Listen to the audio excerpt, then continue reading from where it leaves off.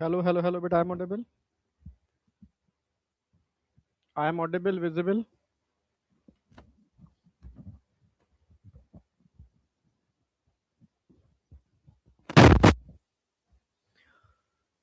Yes, सुन पा रहे हो, देख पा रहे हो, सब कुछ ओके है। चलो, बहुत बढ़िया, perfect.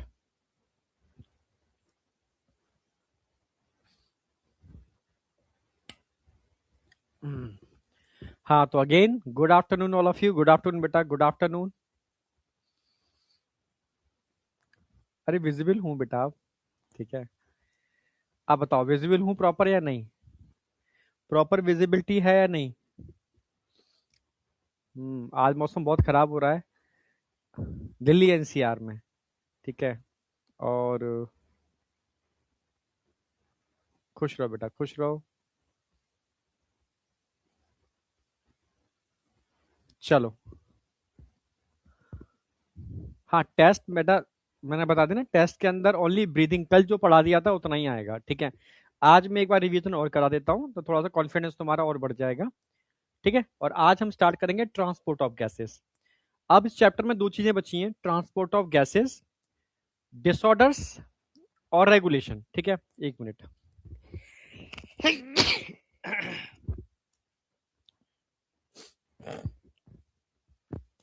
Transport of gases, disorder, regulation.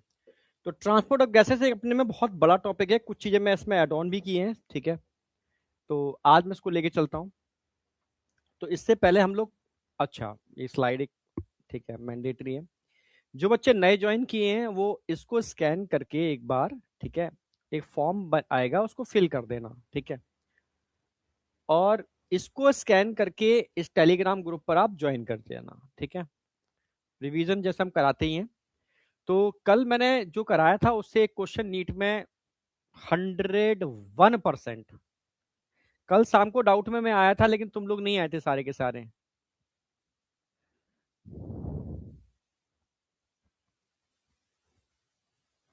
कल मैंने नीट एडवांस के 112 क्वेश्चन किए, बहुत बढ़िया। 17 क्वेश्चन गलत भी हो गए, ओके, थैंक यू सर। पहले से अच्छा परफॉर्म कर पा रहा हूँ, बहुत बढ़िया बहुत बढ़िया, ठीक है, तू कर तो रहा है ना, अच्छा, ठीक है। तो अब नीट एडवांस के देखो, मैं पर डे आपको क्वेश्चंस होमवर्क में भी दूंगा, कुछ क्वेश्चन तो मैं कराता ही हूँ, ठीक है। हाँ, कुछ क्वेश्चन मैं कराता हूँ, फिलिंग द ब्लैंक्स में होमवर्क में दूंगा। और नीट एडवांस के क्वेश्चन मैं होमवर्क में देना चालू कर रहा हूँ आपको, ठीक है, क्योंकि मुझे इतना कॉन्फिडेंस है अगर मैंने इसको करा दिया तो इस बार मैं कुछ ही छोड़ना नहीं चाहता, मतलब तो मैं एकदम टॉप लेवल पे लेके चलना चाहता हूँ, ठीक है। चलो, तो हम बात कर रहे थे पल्मोनरी वॉल्यूम और कैपेसिटी, ठीक है।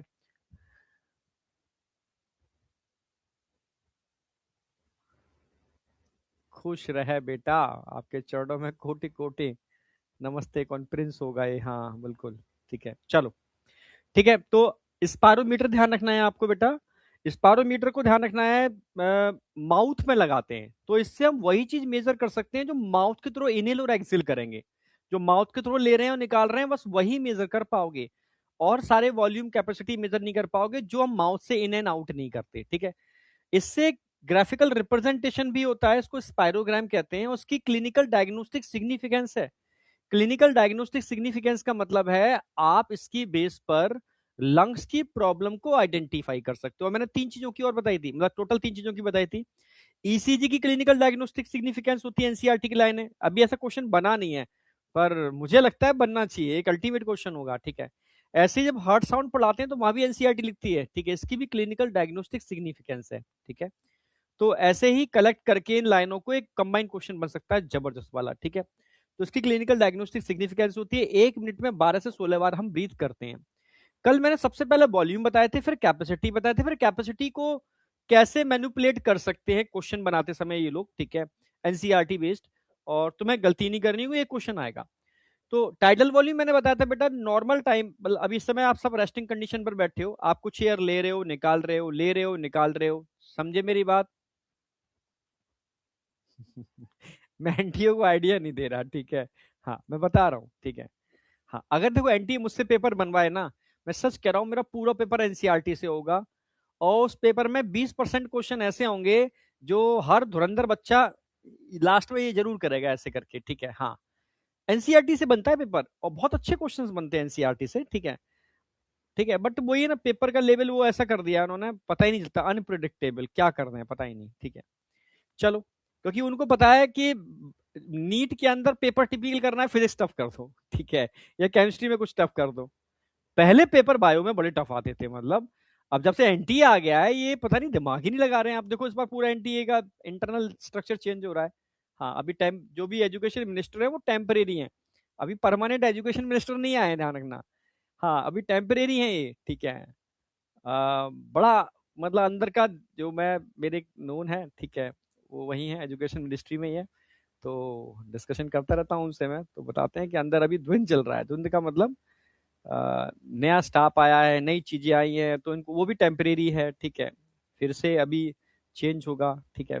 मतलब बहुत चल रहा है अभी अंदर। हाँ, मतलब ये हालत है, लोग रात के 10 11 12 बजे, 12 बजे तक वहां से घर लौट पा रहे हैं, तो अभी चल रहा है, ठीक है। तो देखो बहुत अच्छा, एकदम तो नहीं होगा, पर धीरे धीरे सही डायरेक्शन में जा रहा है। टाइम लगेगा, अब 1 साल लगते हैं, 2 साल लगते हैं, पर एक डायरेक्शन में जा रहा है, ठीक है। चलो, बहुत बढ़िया है ना। तो टाइडल वॉल्यूम क्या होता है? It is a volume of air which inspire expire during normal breathing. जब तुम नॉर्मल कंडीशन पर बैठे हो, समझ रहे हो, जो एयर आप इन एंड आउट करते हो। देखो, सीबीटी नहीं होना चाहिए, ना हमारे हाथों में ना तुम्हारे हाथों में, ठीक है। देखो अभी ये मान के चलो, बच्चे समझते नहीं है। अभी सीबीटी मोड ही ऑप्शन है इंडिया के अंदर। हम चाइना अब जैसी टेक्नोलॉजी हमारे पास नहीं है, ना चाइना जैसी ईमानदारी है अभी, समझ में आया। हाँ, तो हम अगर पेन पेंसिल बोर्ड में कराएंगे तो मान लो गड़बड़ तो होगी। तो अभी एनटीए ने कोई मतलब अभी ऑफिशियली अनाउंसमेंट कहीं नहीं हुआ कि पेन पेंसिल मोड में होगा या सीबीटी मोड में होगा। वाईटी पर लोग पता नहीं क्या क्या वीडियो बना देते हैं, ठीक है। कहीं न्यूज में जरा सी भी कोई खबर आ जाए ना, कुछ भी न्यूज में कहीं चर्चा भी चल रही हो, पेपर की कटिंग लगा करके भाई ये क्या क्या चीजें बन जाती हैं, ठीक है। या कोई भी बात चल रही हो तो वो एंटी वाले नहीं सोच रहे होंगे, तब तक यूट्यूब पर लोग एनालिसिस कर लेते हैं, अच्छा ऐसा होने की संभावना है, ऐसा होने की संभावना है। तो तभी मैं कहता हूँ कि वाईटी से जितना दूर रहोगे ना, उतना तुम सिलेक्शन के पास रहोगे। जितना वाईटी के पास रहोगे उतना तुम सिलेक्शन के दूर हो जाओगे। गारंटी लिख लो ये वाली बात, ठीक है। गारंटी है ये, मतलब अब मैं खुद वाईटी का टीचर हूं, पर मुझे ऐसी चीज नहीं बोलनी चाहिए, पर मैं अ, सच ही निकलेगा मुंह से, झूठ नहीं निकल सकता। रियलिटी है, ठीक है। वापस आ जाओ, ठीक है। मतलब वाईटी पर अगर जाओ तो कंटेंट के लिए जाओ, ओनली फॉर कंटेंट, बस कंटेंट के अलावा वाईटी पे जाने की जरूरत नहीं है। कोई न्यूज, कोई इन्फ्लुएंसर, ये सब कुछ भ्रम है, ठीक है। वापस आओ, रियलिटी के अंदर अगर कोई भी अपडेट आएगा तो हम लोग बैच में अपडेट कर देते हैं, और आपको पता चल जाता है, न्यूज में आना चालू हो जाता है, पेपर्स में। उससे पहले हम लोग बैच में भी अपडेट कर देते हैं, बेटा ये चीज अपडेट आ गई है तो आप तैयारी करना चालू कर दो, ठीक है। तो अभी फिलहाल सीबीटी लगेगा या पेन पेंसिल मोड में होगा, कोई अनाउंसमेंट नहीं है, ठीक है, कोई अनाउंसमेंट नहीं है। बट सीबीटी मोड में होने की प्रोबेबिलिटी थोड़ी ज्यादा है, ठीक है। हाँ, बस इतना अंतर होता है, मैं बता ही दूं चलो। अगर पेन पेंसिल मोड में पेपर होता है ना, हाँ, तो करप्शन होने की प्रोबेबिलिटी थोड़ी ज्यादा होती है। प्रिंटिंग में करप्शन, पेपर में करप्शन, समझ रहे हो, ट्रांसपोर्टेशन में करप्शन, मतलब बहुत सारी चीजें होती हैं इसके अंदर, ठीक है। तो लोगों को पैसा खाने को मिल जाता है, समझ रहे हो, बस इतना है। तो अब डिपेंड करता है गवर्नमेंट में जो नए लोग आ रहे हैं उनको फिर से खाना है, क्या करना है, ठीक है। तो पेन पेंसिल मोड में कराएंगे अगर उनको खाना है। अगर पेन सीबीटी मोड में होगा तो वो करप्शन वो वाला नहीं होगा, मतलब पेपर वाला ये वाला। फिर देखो, करप्शन तो जो करेगा वो किसी भी मोड में कर लेगा। फिर कई शिफ्टों में पेपर होगा, ठीक है। उसके लिए थोड़ा सिस्टम चाहिए चाहिए चाहिए। तो वहां उस लेवल पे शायद ना हो पाए, बट होगा, सब जगह होता है, ठीक है। पर मैं चाहता हूं कि सीबीटी मोड में हो, क्योंकि सारे एग्जाम अब सीबीटी मोड में होने चालू हो गए हैं। और जब जब सीबीटी मोड में एग्जाम चालू हुए हैं अभी इंडिया के अंदर, वहां अभी गड़बड़ होने की प्रोबेबिलिटी कम है। और जहां भी पेन पेंसिल मोड में हो रहे हैं सब गड़बड़ हो रहा है, ठीक है। वापस आ जाओ। तो टाइडल वॉल्यूम की मैं बात कर रहा हूँ। टाइडल वॉल्यूम 500 ml होता है, ठीक है। It is a volume of air which inspire expire during normal breathing, इसको टाइडल वॉल्यूम बोलते हैं। अब टाइडल के बाद तुम एडिशनल जितना भी लेते हो आईआर भी है, टाइडल के बाद जितना भी एडिशनल निकालते हो वो ईआर भी है, और उसके बाद लंग्स में जो रह गया जिसको निकाला नहीं जा सकता, ठीक है, हाँ, रेजिडुअल। और इसको स्पायरोमीटर से हम मेजर भी नहीं कर सकते। ये 500 होगा, ये 2.5 से 3,000 होगा, ये 1000 से 11, ये 11 से 12, 1000 से 11, 11 से 12, याद रहेगा आपको, ठीक है। इसके बेस पर हम लोगों ने कैपेसिटी निकालना सिखाया था आपको। मैंने बताया था बेटा, अगर टाइडल वॉल्यूम और आईआरवी को मिला दोगे तो इंस्पायरेटरी कैपेसिटी, टाइडल वॉल्यूम और ईआरवी को मिला दोगे तो एक्सपायरेटरी कैपेसिटी, ठीक है। अगर तुम टाइडल वॉल्यूम, आईआरवी, ईआरवी तीनों को मिला दोगे तो वाइटल कैपेसिटी, ठीक है। हाँ, अगर नॉर्मल ब्रीदिंग करते हुए आप लंग्स में दो टाइप की एयर को रोक पा रहे हो, इसको और इसको, ठीक है, यानी ईआरबी और आरबी इनको मिला दोगे तो एफआरसी बोलते हैं, फंक्शनल रेजिडुअल कैपेसिटी, यानी सांस लेते हुए लंग्स में एयर को रोकने की क्षमता, एफआरसी, ठीक है, 2300 होगी।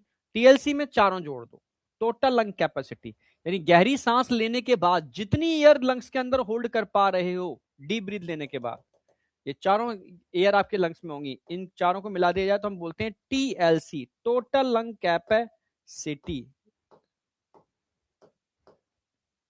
अरे, टोटल लंग कैपेसिटी, ठीक है। इसके निकालने के कुछ तरीके भी मैंने बताए थे आपको, कल आपने प्रैक्टिस की होगी घर पर, ठीक है। आईसी, टीवी प्लस आईआरबी तो होता ही है, पर टोटल लंग कैपेसिटी में अगर एफआरसी निकाल दोगे तब भी आईसी ही आएगा। हाँ, वाइटल कैपेसिटी में अगर आप ईआरबी निकाल दो तो अभी आईसी आएगा, इंस्पायरेटरी कैपेसिटी, ठीक है। ये कॉम्बिनेशन बताए थे मैंने, ठीक है। जैसे expiratory capacity TV plus ERB. हाँ, अगर आप वाइटल कैपेसिटी में से आईआरबी निकाल दो तो एक्सपायरेटरी कैपेसिटी बचेगा।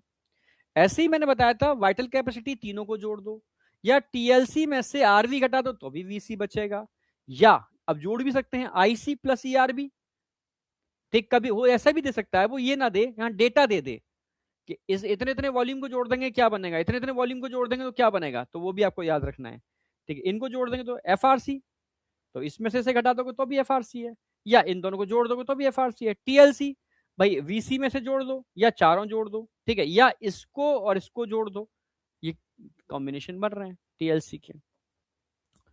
फिर मैंने एक नोटेबल पॉइंट बताया था कि स्पायरोमीटर से आप उन गैसेस या उन वॉल्यूम को या उन कैपेसिटी को मेजर नहीं कर सकते जिनमें रेजिडुअल वॉल्यूम आता है, ठीक है। तो इन दोनों में रेजिडुअल वॉल्यूम नहीं आता है, और इसमें तो है ही।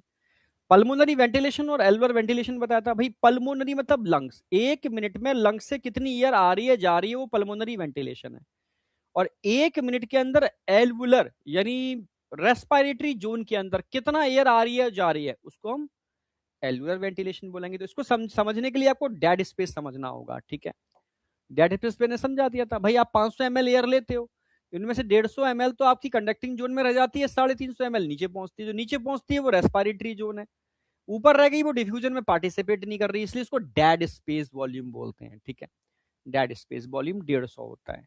इसी के बेस पर मैंने बताया कि पल्मोनरी वेंटिलेशन में तो टीवी का इंटू करोगे रेट ऑफ ब्रीथिंग के अंदर, पर एल्वुलर वेंटिलेशन में आपको टीवी में से डेड स्पेस घटाना पड़ेगा, तो 350 बचेगा, उसका इंटू करोगे तो आपका एल्वुलर वेंटिलेशन आ जाएगा, ठीक है। तो ये आपको ध्यान रखने, यहां तक कोई डाउट होना नहीं चाहिए। ओके, एक्सचेंज ऑफ गैसेस मैंने बताया था बेटा। सबसे पहले तो आपको यह पता होना चाहिए कि एटमॉस्फेयर के अंदर बहुत सारी गैसेस होती हैं, पर मेजर गैसेस 3 ही होती हैं, ठीक है। नाइट्रोजन जो सबसे ज्यादा होती है, अप्रोक्सीमेटली मतलब मान सकते हो 79% के आसपास सबसे ज्यादा वही है, नाइट्रोजन। उसके बाद ऑक्सीजन और फिर CO2। अब पॉल्यूशन है तो और भी गैसेस मिल जाएंगी, पर अब 3 को स्टैंडर्ड लेके चलते हैं। इन तीनों का परसेंटेज अलग अलग होता है। नाइट्रोजन का परसेंटेज आप जानते हो, हम पढ़ते आए, ठीक है, 79% के आसपास, ऑक्सीजन का 21% के आसपास, और CO2 का पॉइंट्स में होता है, ठीक है, 0.0, ठीक है, 0.04% के आसपास।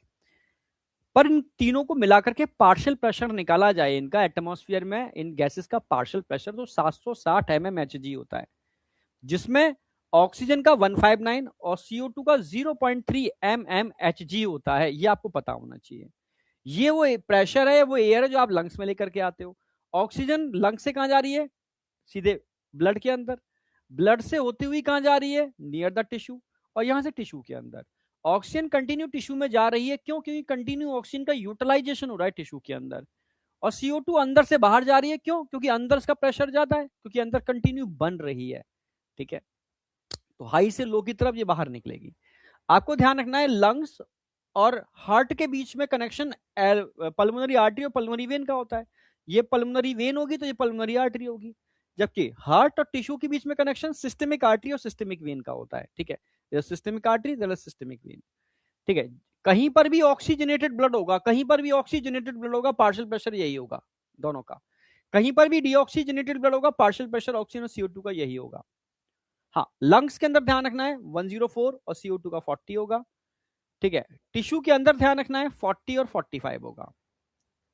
जो एयर आप बाहर निकालते हो उसमें भी ऑक्सीजन होती है 116 mmHg और CO2 होती है 32 mmHg। तो ये सारे पार्शियल प्रेशर मैंने आपको बता दिए थे। ट्रिक, जैसे क्वेश्चन आता है, क्वेश्चन डायरेक्टली यहां से सॉल्व होगा। रिड्यूसिंग ऑर्डर याद रखना है। एनसीईआरटी ने भी रिड्यूसिंग ऑर्डर की बात की है, ज्यादा से कम। ज्यादा से कम ऑक्सीजन बाहर से अंदर होगी और CO2 अंदर से बाहर होगी। तो ऑक्सीजन देख लेते हैं भाई, एटमॉस्फेयर में 159 mmHg, लंग्स में 104, ऑक्सीजनेटेड ब्लड में 95 और डीऑक्सीजनेटेड ब्लड में 40 और टिश्यू में अगेन 40।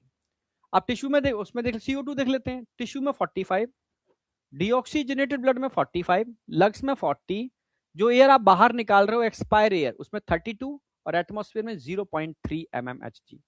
इसमें एक्सपायर्ड एयर वाला डेटा एनसीईआरटी में नहीं है, मैंने ऐड कर दिया है। ठीक है, बस ये डेटा एनसीईआरटी का दे रखा है। अब बताओ इसमें किसी को कोई डाउट शाउट है, कुछ भी डाउट? यस या नो?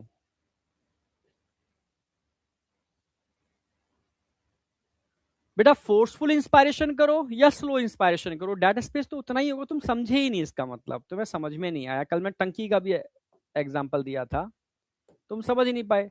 भाई तुम तेजी से एयर निकालो तब भी पाइप तो उतना ही बड़ा है ना, पाइप में तो उतनी एयर आएगी। धीमे धीमे एयर निकालो तब भी पाइप उतना ही बड़ा है, पाइप में तो उतनी एयर आएगी। भाई टंकी है, टंकी में ये पाइपलाइन है। अब इस पाइपलाइन से मैं मोटर से प्रेशर से एयर निकालूं या स्लो स्लो एयर निकालूं, इसका जो एरिया होगा उतनी तो इसमें एयर या जो भी आप निकालना चाहते हो उतना ही तो आएगा। उसके वॉल्यूम में थोड़ा ना चेंज होगा कि आप फोर्सफुल कर रहे हो या धीमे कर रहे हो, उससे कोई फर्क नहीं होगा। तो दिमाग लगाया करो ना कि यार, मतलब थोड़ा सा दिमाग लगाओ, लॉजिकल। ठीक है, अच्छे डॉक्टर बनने के लिए तुम्हें दिमाग ज्यादा लगाना पड़ेगा। ठीक है, पेशेंट आएगा तो भाई उसके तुम्हारे इतने कंसेप्ट होने चाहिए कि लॉजिकल समझो उसकी प्रॉब्लम को, वो कहना क्या चाह रहा है। चलो, पीएमएस एलुलर वेंटिलेशन, अब इसमें रटने की जरूरत नहीं है। वेंटिलेशन का मतलब है एक्सचेंज ऑफ गैसेस। तो अगर मैं एलुलर टर्म यूज करता हूं तो एलुलर से कितना एक्सचेंज हो रहा है। अगर पूरा लंग्स यूज करता हूं तो पूरे लंग्स का हम वॉल्यूम काउंट करेंगे।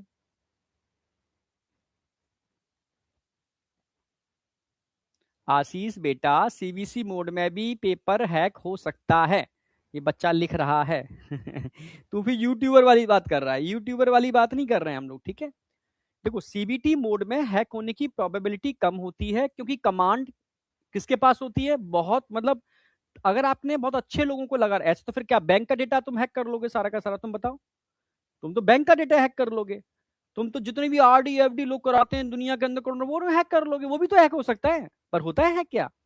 बताओ, बैंक का डेटा हैक होता है क्या इतनी आसानी से? पूरी इकोनॉमी बर्बाद हो जाएगी सारी की सारी। ठीक है, जो स्पेस चल रहे हैं, जो एरोप्लेन उड़ रहे हैं, उनका डेटा हैक कर दो, फिर क्या है? डेटा हैक करके तुम सब खत्म कर दोगे सारा का सारा।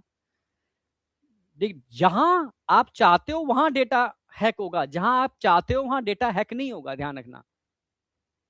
समझे? वो सॉफ्टवेयर पे डिपेंड करता है, कौन लोग उसको कंट्रोल कर रहे हैं उस पर डिपेंड करता है। ठीक है, पर जब पेन पेंसिल मोड में होता है तो ट्रांसपोर्टेशन हो गया, बहुत सारी चीजें हो गई वहां।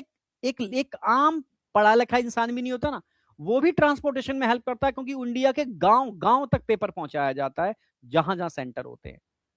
समझ में आया? और ऐसा नहीं होता कि जिस दिन पेपर उसी दिन पेपर पहुंचाया जा रहा है, उससे एक दिन पहले पेपर पहुंचता है, जिससे कि रास्ते में कोई मौसम खराब ना हो, कहीं कुछ ऐसा ना हो जाए, वैसा ना हो जाए। ठीक है, ऐसा तो नहीं अचानक से वो प्रेजेंट कर देगा। तो प्रोबेबिलिटी कहाँ है? डेटा भाई, मैंने कहा तुम यूट्यूब पर देखोगे तो यूट्यूब वाले अपने व्यू के लिए कुछ भी कर सकते हैं, कुछ भी कर सकते हैं।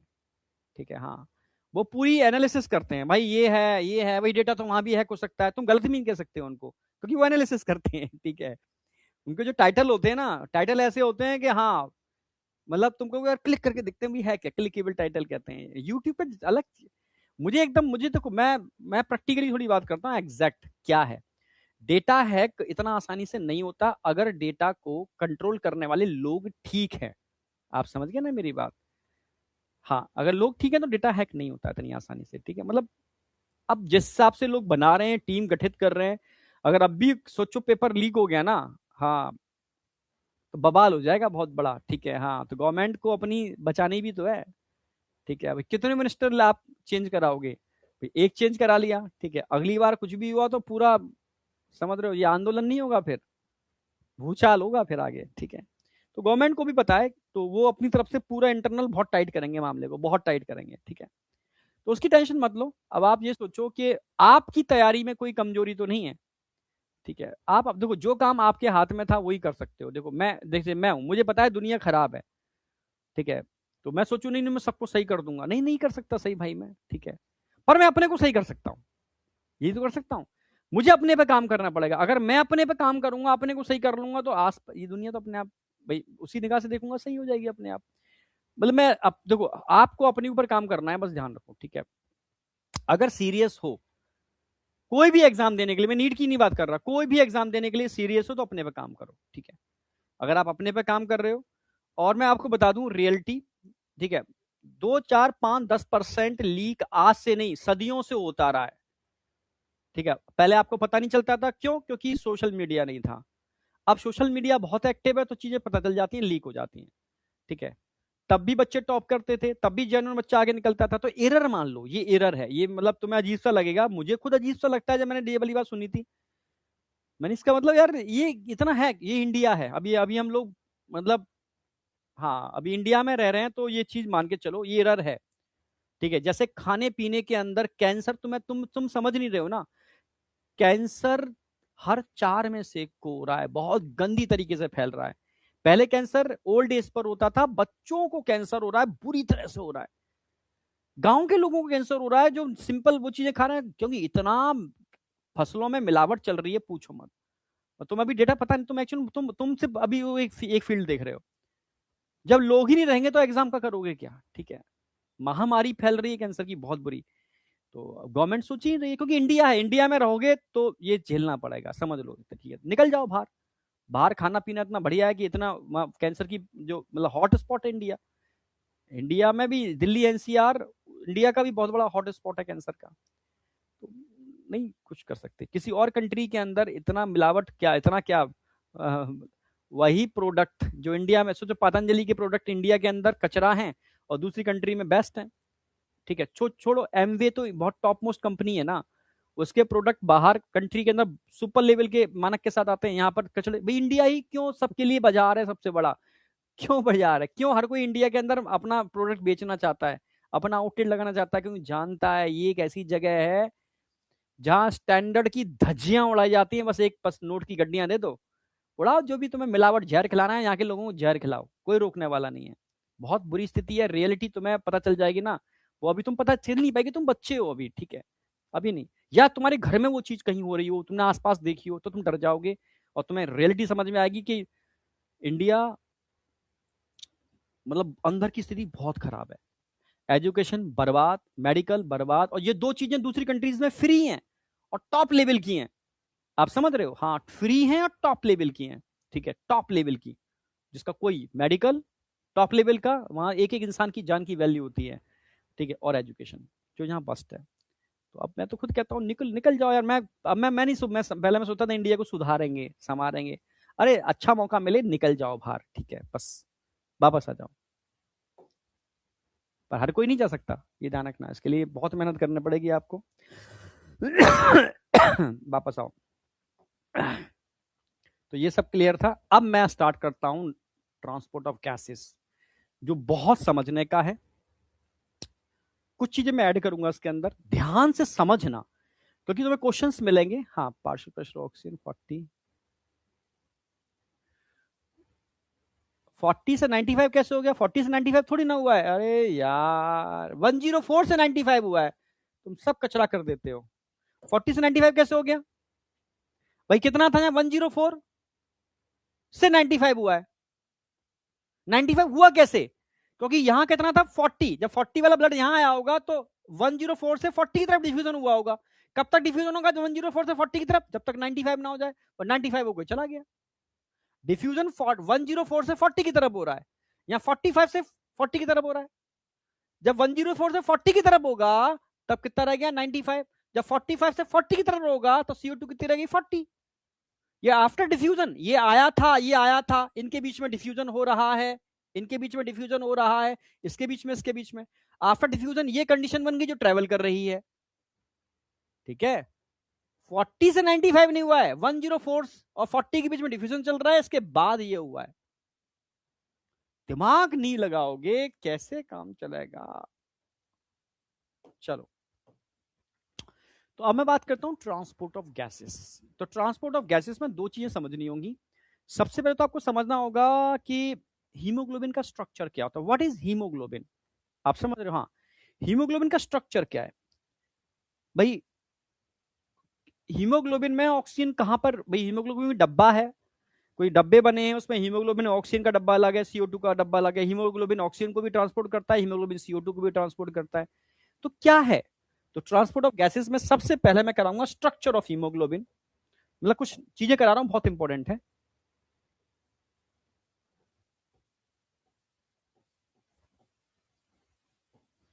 स्ट्रक्चर ऑफ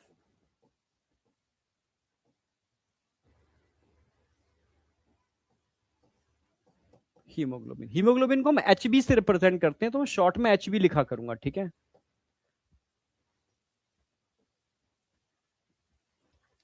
अगर मैं हीमोग्लोबिन के स्ट्रक्चर की बात करूं तो हीमोग्लोबिन में 4 पॉलीपेप्टाइड चेन्स होती हैं। कितनी होती हैं? 4 पॉलीपेप्टाइड चेन। पहली पेप्टाइड, दूसरी पॉलीपेप्टाइड,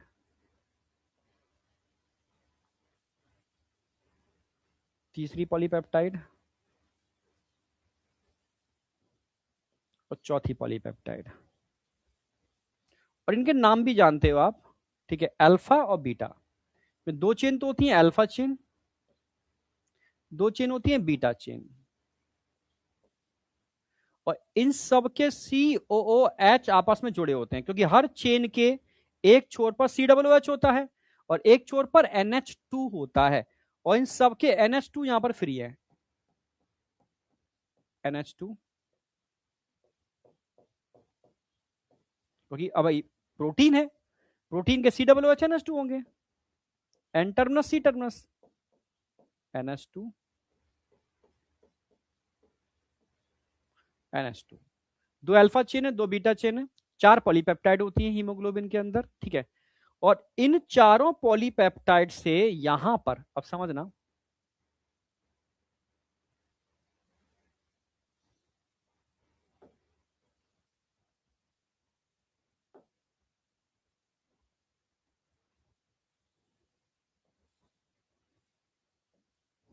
पेंटावेलेंट रिंग होती है।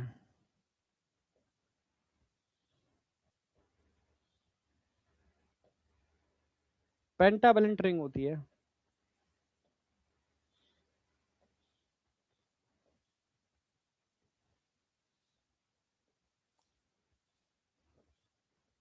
इसको पोरफिरिन रिंग बोलते हैं। यहां जुड़ी होती है ये पोरफिरिन रिंग। मैं जोड़ के ऐसे दिखा देता हूं। और इससे जुड़ा होता है iron.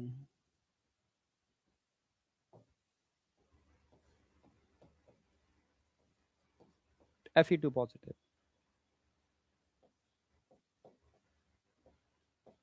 Fe2 positive.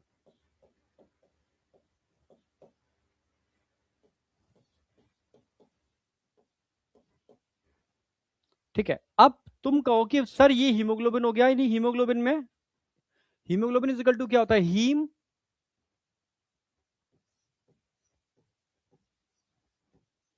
Plus 4 polypeptide globulin protein.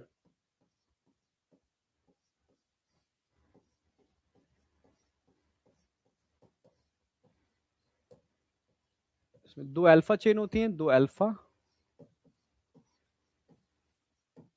और 2 बीटा चेन होती हैं। 2 alpha chain and 2 beta chain. अगर मैं हीम की बात करता हूं तो हीम किससे मिलकर बना होता है? हीम, हीम के भी कितने मॉलिक्यूल हैं? 4। 4 मॉलिक्यूल हीम के होते हैं, जिसमें पोरफायरिन रिंग होती है 4,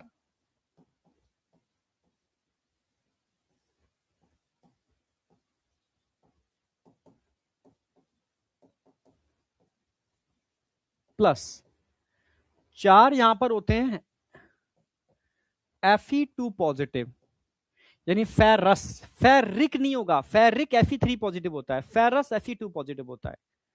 ठीक है, अब आपको यह ध्यान रखना है, हमेशा हमेशा CO2 बाइंड करती है किससे? CO2 की बाइंडिंग किससे होगी? CO2 मैं यहां दिखा देता हूं एक जगह। CO2 बाइंड किससे करेगी? NH2 से। ऑक्सीजन किससे बाइंड करेगी हमेशा? Fe2। यानी CO2 की बाइंडिंग साइड अलग है और ऑक्सीजन की बाइंडिंग साइड अलग है, पर एक बार में कोई एक ही बाइंड करेंगे, दोनों एक साथ बाइंड नहीं कर सकते। ये बाइंड करेगी या ये बाइंड करेगी। यानी अगर मैं तुमसे कहूं ऑक्सीजन कहां बाइंड करती है, ऑक्सीजन की बाइंडिंग किससे होती है? हमेशा हीम से होती है। ऑक्सीजन बाइंड किससे करेगी? हीम से। हीम के आयरन से। CO2 किससे बाइंड करेगी? CO2। CO2 हमेशा इन 4 पॉलीपेप्टाइड चेन होती है ना, उनसे बाइंड करेगी, उनके भी एन टर्मिनस से बाइंड करेगी NH2 से। दोनों की बाइंडिंग साइड अलग अलग हैं, पर एक बार में कोई एक ही बाइंड करती है, दोनों एक साथ बाइंड नहीं कर सकती। हीमोग्लोबिन से या तो सर MBBS एब्रॉड से सही रहेगा। कल तू डाउट में नहीं था, एक बच्चा जुड़ा था ना फिलीपीन से, जो MBBS कर रहा है फिलीपीन से, तीसरी साल है, बहुत परेशान है। वो कह रहा कि हम सब सर बर्बाद हो गए यहाँ आकर के, ठीक है, वापस इंडिया आना चाहते हैं, तो इसलिए मैं फिलीपीन से तैयारी कर रहा हूँ। कल डाउट में था ना एक बच्चा, तो तुम अभी भी नहीं समझ पाए कि क्या है कंडीशन? तो मैं बता दूं बेटा, तुम्हें शायद पता ही ना हो, जितने भी इन्फ्लुएंसर है ना, जिनसे तुम इन्फ्लुएंस होते हो, भैया दीदी, जो भी XYZ हैं, ये पहले आपको न्यूज सुना सुना करके सब्सक्राइबर बेस बढ़ाते हैं, फिर ये मतलब उनको पेमेंट मिलता है। हर इंफॉर्मेशन देने का एक पेमेंट होता है, ठीक है, चाहे कोई भी हो, ठीक है। जैसे एक बच्चे के अब्रॉड में एडमिशन के 2.5 से 3 लाख रुपए इनको अलग से मिलते हैं, वो एक अलग चीज है, वो जो मिलता है अलग से, ये फिक्स है।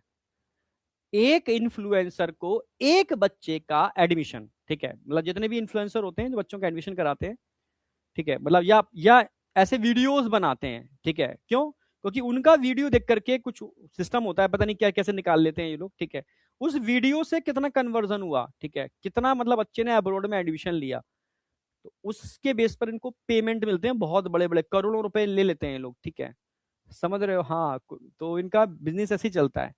जो तुम भैया दीदी के वीडियो देखते हो ना, हाँ, उनकी बात कर रहा हूँ, ठीक है, बहुत स्थिति ऐसी खराब है, इनको ये फर्क नहीं पड़ता कि बच्चे का क्या होगा, ठीक है, जो एक पैसा जा रहा है उसका, वो जा रहा है, एक मैं कह रहा हूँ 50 लाख 1 करोड़ रुपए जा रहा है, वो तो जा रहा है, पर उसका टाइम जा रहा है, उसका फ्यूचर जा रहा है। तुम कितनों के संग खेल रहे हो? अपनी जेब भरने के चक्कर में तुम कितनों लोगों के संग गड़बड़ कर रहे हो, ठीक है, गलत है, मैं बस इतना कहूंगा, ठीक है, मतलब इतना मतलब चक्करों में मत पड़ना, ठीक है।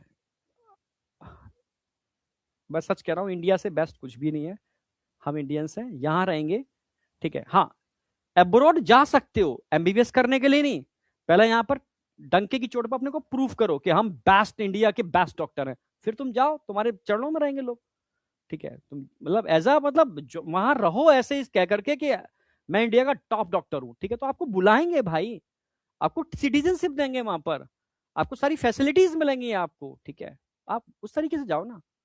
हाँ, बाद बाकी का रहने के हिसाब से इंडिया जब तक, अब मुझे लगता नहीं है ये बहुत सही डायरेक्शन में जाएगा, क्योंकि लोगों के दिमाग में जो गंदगी भर दी गई है ना, वो फटेगी, एक दिन फटेगी, और गंदगी और गंदा होगा, ठीक है। तो अगर जा सकते हो, अच्छा अपना कैरियर बनाओ और जाओ, ठीक है। मैं तो मैं रोकूंगा नहीं, पहले मैं रोकता था अच्छे बच्चों को, अच्छे लोगों को, आज से 10 साल पहले, इंडिया में रुको, इंडिया में रुको, पर मैं देख रहा हूँ 10 साल में हुआ क्या, गंदगी हुई, कचरा ही हुआ है, ठीक है। अब मैं कहता हूँ जाओ, ठीक है, पर MBBS करने के बाद, मतलब सुपर डॉक्टर बनने के बाद, ठीक है, एमबीबीएस करने के लिए मत जाना है, वहाँ बहुत गंदगी है, कुछ भी नहीं है वहाँ तो, मतलब बेकार है, ठीक है। एमबीबीएस करने के लिए बात कर रहा हूँ मैं, रहने के लिए नहीं, जॉब के लिए नहीं, ठीक है। चलो, तो ये समझ में आया नहीं आया, इसमें कोई डाउट है किसी को? यानी एक बार में CO2 के कितने मॉलिक्यूल बाइंड कर सकते हैं हीमोग्लोबिन से? 4। ऑक्सीजन के कितने मॉलिक्यूल बाइंड कर सकते हैं? 4।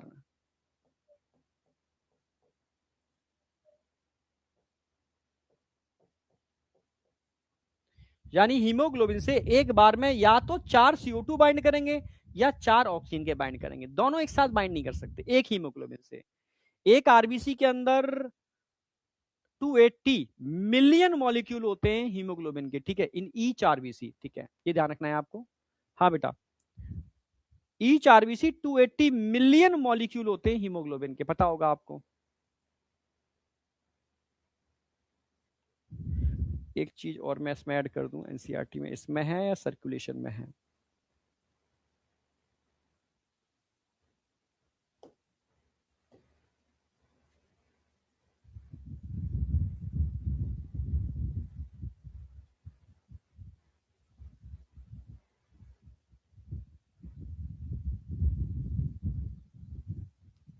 अच्छा, इसमें नहीं, उसमें होगा।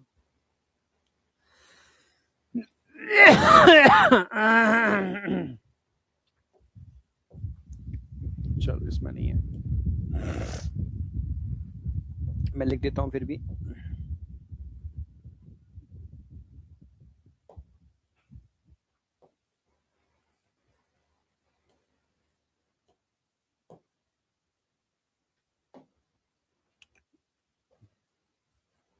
एक हेल्दी ह्यूमन के अंदर पर 100 ml ऑफ ब्लड कितना हीमोग्लोबिन होता है? 15 ग्राम हीमोग्लोबिन पर 100 ml ऑफ ब्लड, ये आपको ध्यान रखना है। अभी उसमें भी देखने को मिलेगा, अभी मैं पढ़ाऊंगा ब्लड उसके अंदर, ठीक है। ठीक है, एक चीज और मैं ऐड कर देता हूं, यहां पर हीमोग्लोबिन से रिलेटेड है। ईच आरबीसी, एक आरबीसी में एक हीमोग्लोबिन नहीं होता, ईच आरबीसी कंटेन 280 मिलियन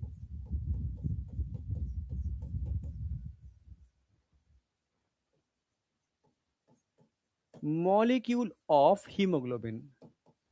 मतलब हीमोग्लोबिन के 280 मॉलिक्यूल होते हैं एक आरबीसी के अंदर, इसीलिए एक आरबीसी में CO2 भी बैठ सकता है, एक आरबीसी में हीमोग्लोबिन भी बैठ सकता है, सॉरी ऑक्सीजन भी बैठ सकता है, पर एक मॉलिक्यूल से एक ही चीज बाइंड करेगी एक आरबीसी में, दोनों चीजें। हाँ, 280, 218 नहीं, 280 मॉलिक्यूल होगा, 280 मिलियन मॉलिक्यूल ऑफ हीमोग्लोबिन, ठीक है। एक बार चेक कर लेना उसको, ठीक है, अपडेट कर लेना, ठीक है।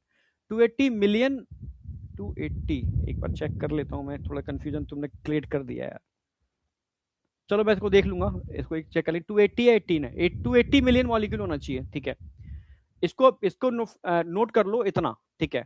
अब मैं बात करूंगा इसके बाद, एक अगेन नोटेबल पॉइंट है, काफी इंपॉर्टेंट पॉइंट है, जो समझना होगा आपको। इसको नोट कर लो पहले तो, इसको नोट करो, फटाफट नोट करो उसको।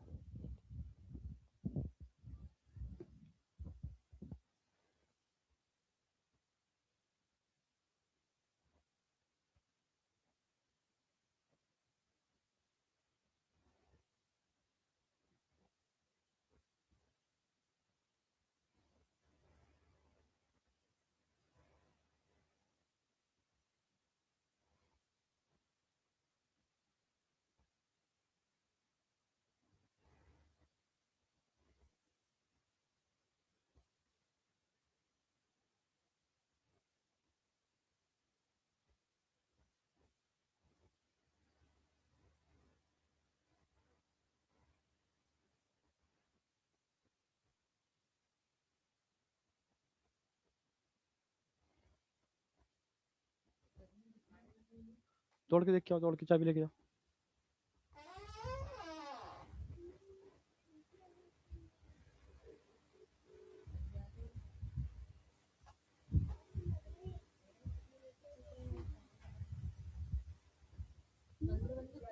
मंदिर ले गया था ना जो बिना रखा तो नहीं, अब गाड़ी में देखो, गाड़ी में लेके आया हूँ वैसे।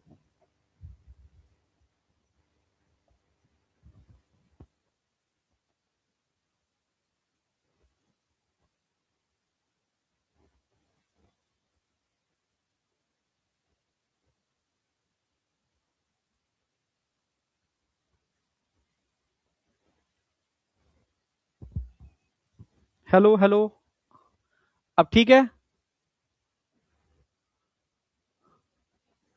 अब यहां तक बताओ, कोई डाउट है?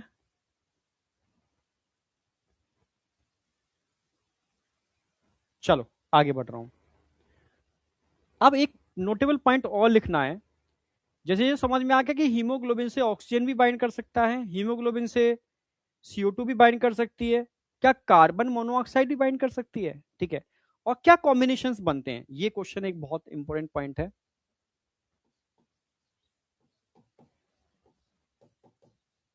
बाइंडिंग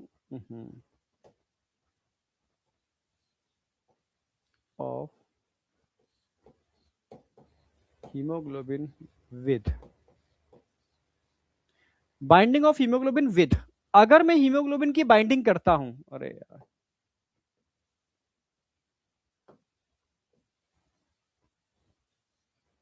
ऑक्सीजन से, अगर मैं हीमोग्लोबिन की बाइंडिंग करता हूं CO2 से, अगर मैं हीमोग्लोबिन की बाइंडिंग करता हूं कार्बन मोनोऑक्साइड से, अगर हीमोग्लोबिन की बाइंडिंग हो जाती है फ्री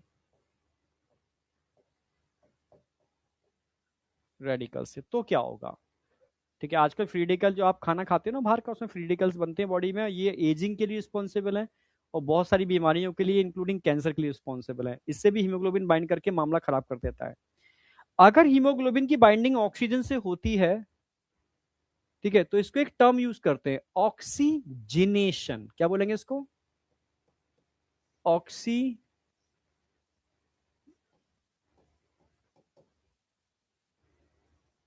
ऑक्सीजिनेशन। भाई अगर binding of haemoglobin with oxygen से होगी तो हम इसके टर्म यूज करेंगे ऑक्सीजिनेशन, और बनेगा क्या? Oxy haemoglobin HbO2। ऑक्सीजनेशन से क्या बनता है, फॉर्मेशन किसका होगा? ऑक्सी हीमोग्लोबिन का।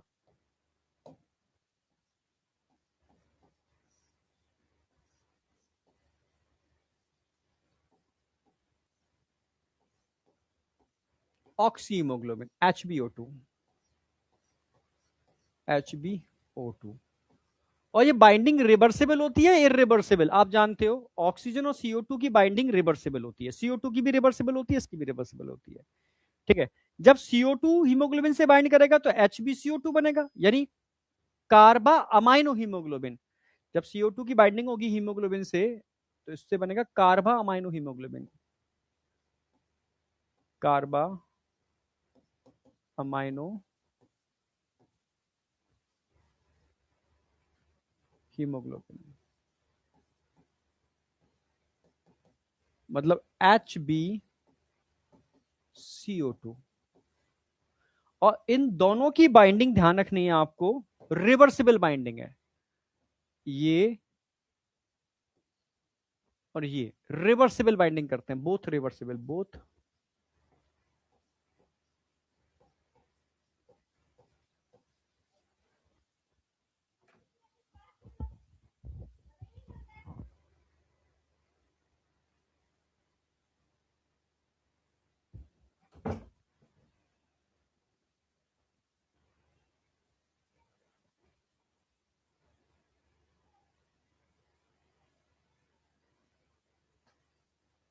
चलो आवाज आ रही है क्या?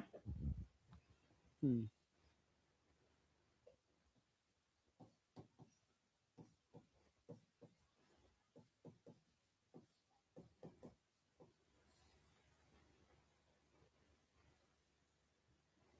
अच्छा, एक चीज जो ध्यान रखनी है आपको, क्या अगर ऑक्सीजन और CO2 में कंपैरिजन करूं तो CO2 की binding affinity comparative oxygen 200 time 20 time ज्यादा होती है, ठीक है?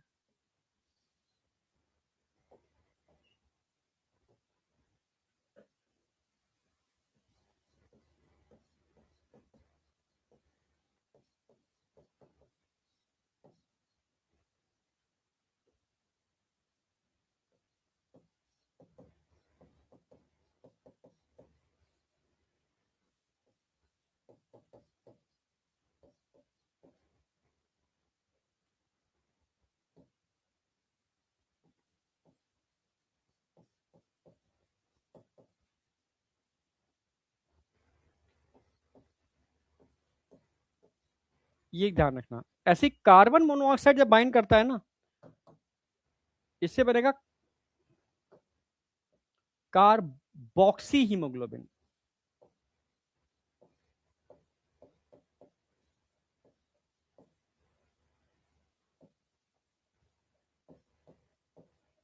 कार्बोक्सी हीमोग्लोबिन, ध्यान रखना, कार्बोक्सी हीमोग्लोबिन।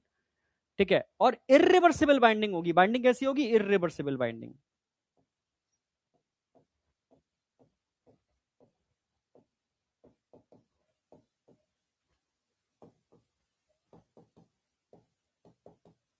मतलब एक बार बाइंड हो गया तो कोवलेंट बॉन्ड के साथ बाइंड होगा। ठीक है, और इसकी एफिनिटी जो होती है ना, इसकी एफिनिटी 200 टाइम्स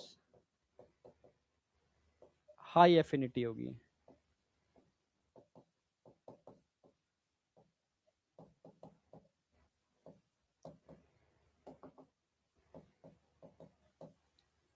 कंपेयर ऑक्सीजन, यानी ऑक्सीजन के कंपैरिजन में 200 गुना हाई एफिनिटी रखता है ये हीमोग्लोबिन से। तभी तो पहले के टाइम पर मास लेवल पर लोगों को मारने के लिए, ठीक है भाई, जो हिटलर होता था या जितने भी लोग होते थे, इन लोगों ने मास लेवल पे लोगों को मारा बहुत बड़े पैमाने पर।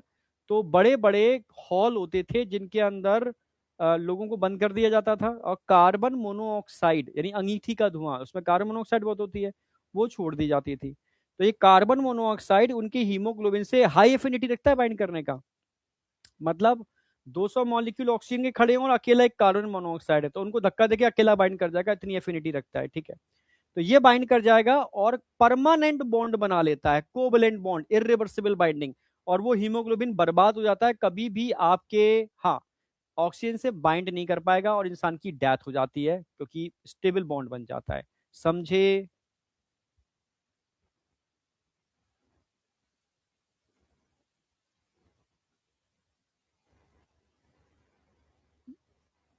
विवेकानंद जी लिख रहे हैं, sir it is not possible to bind one molecule of CO2 on one chain and oxygen at other chain in same hemoglobin।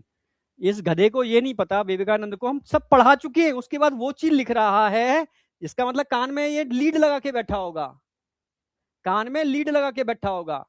इसको ये ओसी नहीं है, या बीच में क्या लिखा है, ये बाइंड करेगा, खूब समझाया है मैंने, ये बाइंड करेगा या ये बाइंड करेगा। एक ही आरबीसी के अंदर 280 मिलियन मॉलिक्यूल होते हैं, यानी एक आरबीसी में ऑक्सीजन भी बैठ सकती है, CO2 भी बैठ सकता है, पर एक हीमोग्लोबिन पर या तो CO2 बैठेगा या ऑक्सीजन बैठेगा। ठीक है, इसका मतलब लीड लगाया हुआ था, इसको ओसी नहीं है कि ये चीज टॉपिक चल चुका है, उसने और नहीं देखा। वो देखते हैं, कुछ लोग होते हैं ना, बस वो ढूंढते हैं क्या, कहां पे मैं बोलूं, इंटेंशन लूं।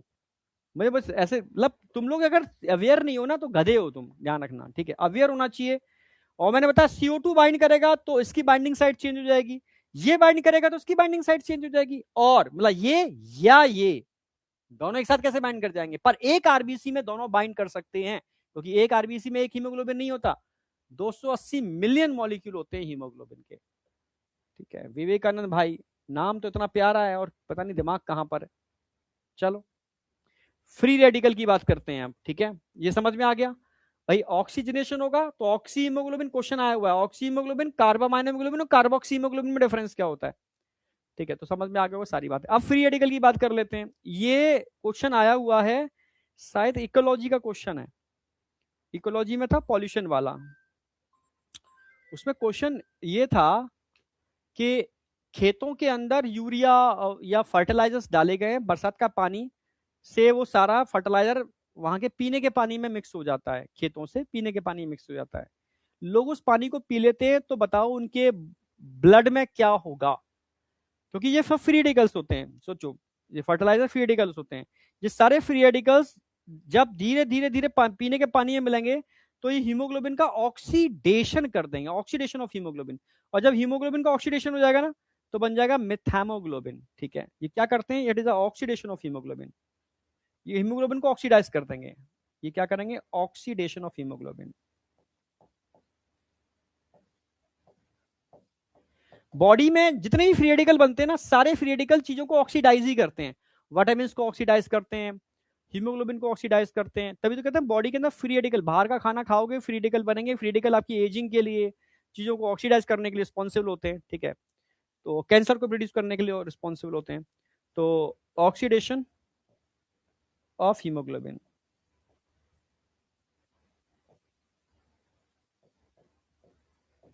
और जब हीमोग्लोबिन का ऑक्सीडेशन होगा ना, तो क्या बन जाएगा, इससे बनेगा मिथैमोग्लोबिन।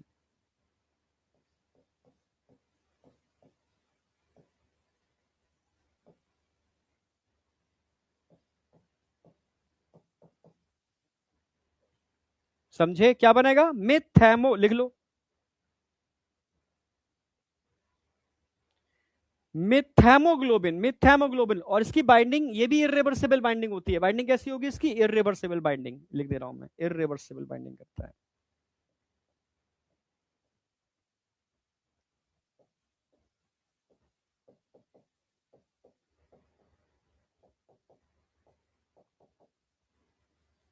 इरिवर्सिबल बाइंडिंग करता है, मेथैमोग्लोबिन बनता है।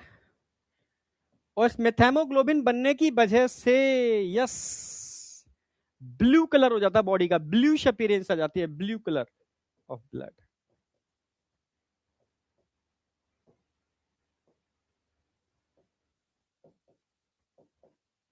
और इंसान की ऑक्सीजन की कमी की वजह से डेथ हो जाती है, इसलिए ये भी बहुत खतरनाक है।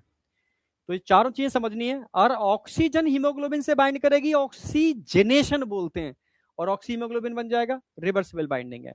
CO2 बाइंड करेगी तो कार्बा अमाइनो हीमोग्लोबिन बनेगा, ये भी रिवर्सिबल बाइंडिंग है, ध्यान रखना, ठीक है। 20 टाइम हायर एफिनिटी होती है कंपैरेटिव, ठीक है। और सॉल्युबिलिटी भी इसकी 20 से 25 टाइम होती है। ये बाइंड करेगा, ये दोनों इरिवर्सिबल बाइंडिंग करते हैं, इरिवर्सिबल बाइंडिंग करते हैं, कार्बा अमाइनो हीमोग्लोबिन बनेगा, और परमानेंट बाइंडिंग होती है। फ्री रेडिकल हीमोग्लोबिन को ऑक्सीडाइज कर देंगे, मेथाइमोग्लोबिन बनेगा, ब्लू कलर का ब्लड हो जाएगा, इंसान की डेथ हो जाती है। ये चारों पॉइंट्स आपके समझ में आए या नहीं आए, यस या नो? हाँ, ऑक्सीजन लेवल कम हो जाएगा ना, जितने हीमोग्लोबिन से ये बाइंड करेंगे वो हीमोग्लोबिन बेकार कर देंगे, और नए हीमोग्लोबिन को बनने में टाइम लगता है, ठीक है। तो तब तक तो इंसान चल बसेगा, समझे, दम घुटने से उसका डेथ हो जाएगी। चलो आगे बढ़ता हूं, अगला point, amount of transport of oxygen and CO2 during resting condition, strenuous condition. ये एनसीईआरटी ने लाइन दे रखी है, इसको कंसेप्ट तो समझाना चाहता हूं मैं, इसलिए अब समझो मेरी बात।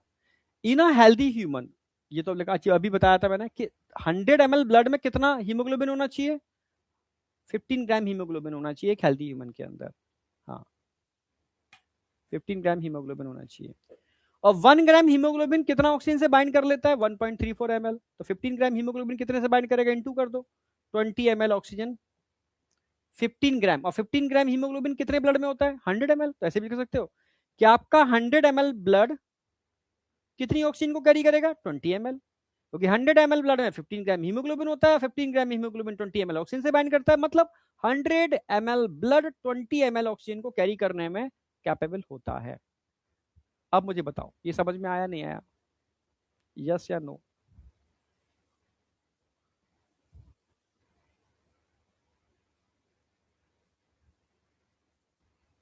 अच्छा, तुम लिखोगे तो चलो लिख लो, मैं मना नहीं कर रहा, पर थोड़ा फास्ट लिख लो, क्योंकि बहुत ज्यादा डेटा है नहीं, तो मेरे साथ साथ लिख सकते हो, मेरे साथ साथ भी लिख सकते हो।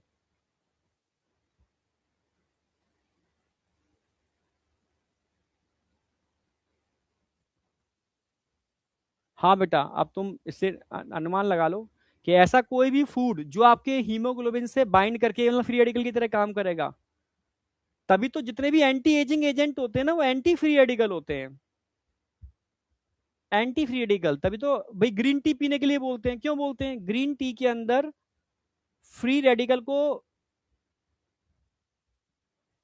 मतलब उसके एंटी फ्री रेडिकल होते हैं, मतलब जो फ्री रेडिकल को डाउन कर देते हैं, मतलब बाइंड करके उनको खत्म कर देते हैं, मतलब तभी बहुत बढ़िया होती है, एंटी एजिंग का काम करती है।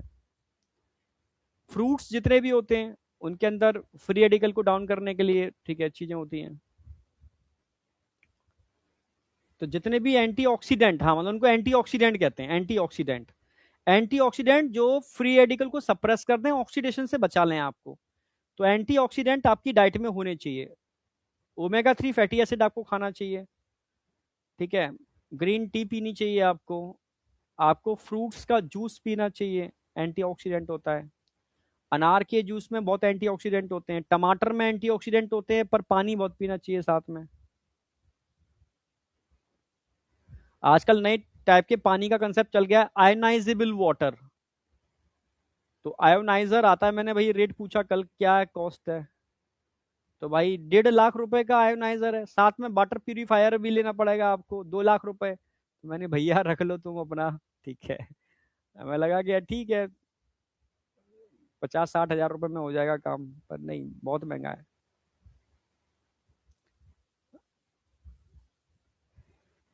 चलो, अरे फ्री रेडिकल हजारों टाइप के होते हैं, कोई एग्जाम्पल नहीं है, ठीक है। हजारों टाइप के फ्री रेडिकल्स होते हैं, कोई भी ऐसा केमिकल जो चीजों को ऑक्सीडाइज कर दे फ्री रेडिकल है। जैसे वो मैंने अगर बॉटनी का एग्जांपल दूं तो नाइट्रेट, नाइट्राइट जो उसमें पड़ते हैं सारे के सारे खेतों में, ये भी फ्री रेडिकल है बॉडी के लिए, ठीक है। जो भी बाहर का तुम पॉइजनस या केमिकल खा रहे हो, ऑल आर फ्री रेडिकल जो आपकी बॉडी को ऑक्सीडाइज कर रहा है, कोई एग्जाम्पल नहीं होते। और तुम्हें पीएचडी थोड़ी ना करनी है, मेन मेन चीजें बता रहा हूं जहां से क्वेश्चन बनते हैं, जो एनसीईआरटी जिनके जिक्र की है।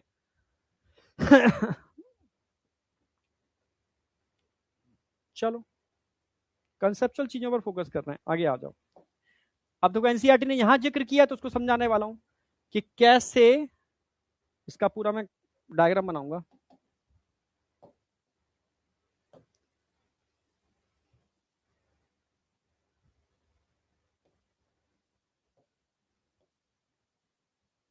ये सेल है,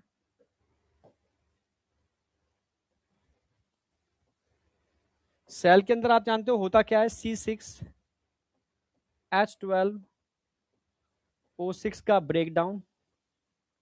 ब्रेकडाउन करता कौन है, ऑक्सीजन, और क्या बनता है, CO2 plus energy, H2O plus energy, मतलब एनर्जी एटीपी शॉर्ट में लिखता हूं। यानी यहां पर CO2 बन रहा है, ऑक्सीजन यूज हो रहा है, तो टिश्यू के अंदर हमेशा ऑक्सीजन का प्रेशर कम होगा और CO2 का प्रेशर हमेशा ज्यादा होगा, ये आप जानते हो, इसमें कोई डाउट है किसी को, इसमें कोई डाउट है किसी को, कोई भी डाउट है तो मुझे बताओ, कुछ भी कैसा भी,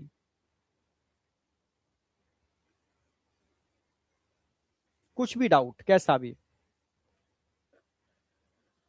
यूरिया बेटा बहुत टॉक्सिक है, तभी तो अभी न्यूज देखी होगी, पंजाब के अंदर कैंसर बहुत तेजी से फैल रहा है, हरियाणा में भी है, ठीक है, यहाँ खेती ज्यादा होती है, तो ये किसानों को पता नहीं है, नॉलेज नहीं है, तो ये खेतों में इतना केमिकल डाल रहे हैं, इतना केमिकल डाल रहे हैं, कीड़े मारने की दवा, केमिकल, तो वो पॉइजन आपकी सॉइल सॉइल से जो फसल हो रही है उसके अंदर, उससे जो उसको खा रहा है उसके अंदर पहुंच रहा है, तो इसलिए कैंसर भी बहुत फैल रहा है।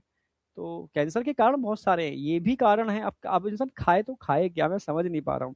सब्जियां खाओ तो सब्जियों में कीड़े मारने की दवा पड़ रही है, इतनी खतरनाक खतरनाक। गोभी के अंदर एक ऐसा पॉइजन पड़ता है गोभी में, आजकल देखा होगा किसान, मतलब मैं जब अपने गांव में गया तो मेरे गांव के पास एक गांव था, वहां गोभी हो रही थी, तो पानी ऐसे मतलब मेड़ों के अंदर छोटी छोटी मेड़े बना दी जाती हैं, उनमें पानी बहता है खेतों के लिए, बड़ा कोई नहर होती है वहां से कट करके वहां गांव में मेड़े लाई जाती है, उनसे पानी खेतों में लगता है।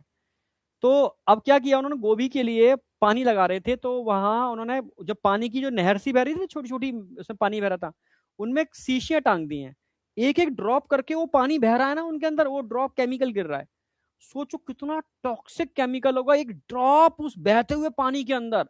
वो जितने भी खेतों में वो उग रही है ना सब्जियां, उनमें कीड़े को लगने नहीं देगा, सोचो कितना कॉन्सेंट्रेटेड पॉइजन है, कीड़ा मर जाएगा। तभी तो आज जो नई गोभियां आ रही हैं उसमें कीड़े नहीं होते, पहले के टाइम पे गोभी में कीड़े लग जाते थे बहुत सारे, ठीक है। क्यों, क्योंकि उसमें ये चीजें नहीं थी, पॉइजन नहीं थे।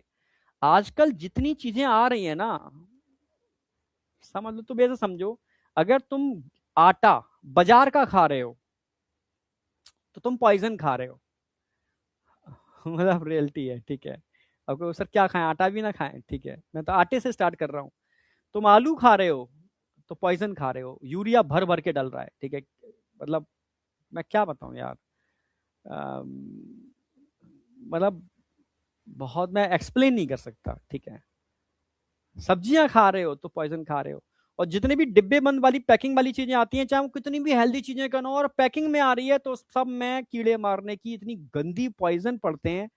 और इंडिया के अंदर उनका स्टैंडर्ड है उससे कई गुना ज्यादा पड़ते हैं इंडिया के अंदर। और कंट्रीज के अंदर स्टैंडर्ड से, मतलब वो स्टैंडर्ड सेट है उससे बिल्कुल भी ज्यादा नहीं होगा, नहीं सीज कर देंगे। यहाँ बहुत ज्यादा, तो मतलब फटने वाली स्थिति है, ठीक है। तो ये आपको पता है ये चीजें। अब मैं आगे बढ़ रहा हूँ। दो कंडीशंस आपकी बॉडी के सामने आएंगी। एक, ऐसे समझो, मतलब रेस्टिंग कंडीशन है, जब आप रेस्ट करते हो, रेस्टिंग कंडीशन है।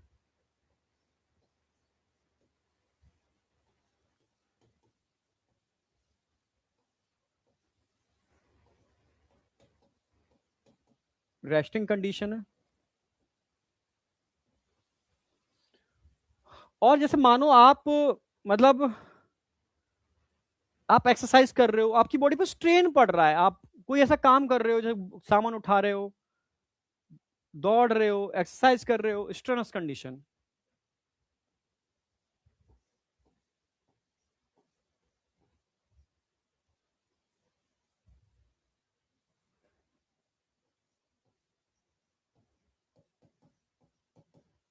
आपकी बॉडी पर स्ट्रेन पड़ रहा है।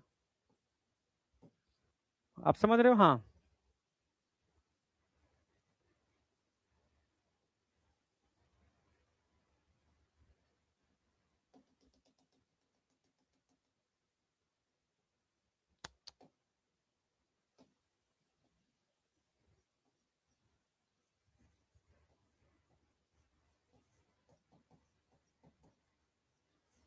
आपकी बॉडी पर स्ट्रेन पड़ रहा है बहुत ज्यादा, मतलब एक्सरसाइज वाली कंडीशन भी हो सकती है।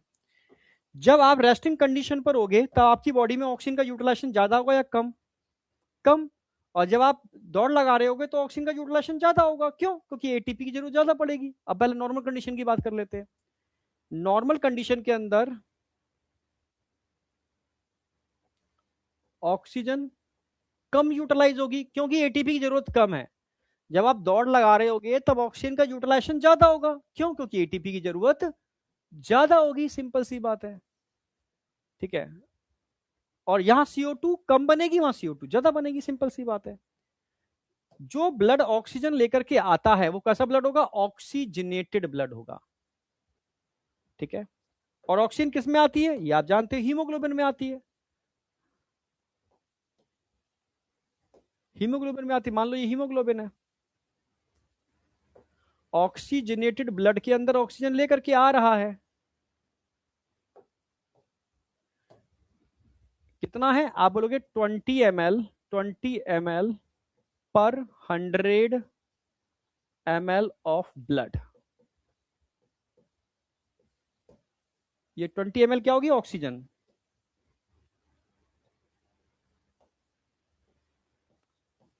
20 ml ऑक्सीजन पर 100 ml ऑफ ब्लड, ये आपकी हीमोग्लोबिन में आ रही है, हीमोग्लोबिन में लोड होकर के आ रही है, ठीक है। अब ये हीमोग्लोबिन यहां आ गया, मान लो ये आ गया, मैं दिखा देता हूं ये बना करके। कितना है इसमें? 20 ml ऑक्सीजन पर 100 ml of blood.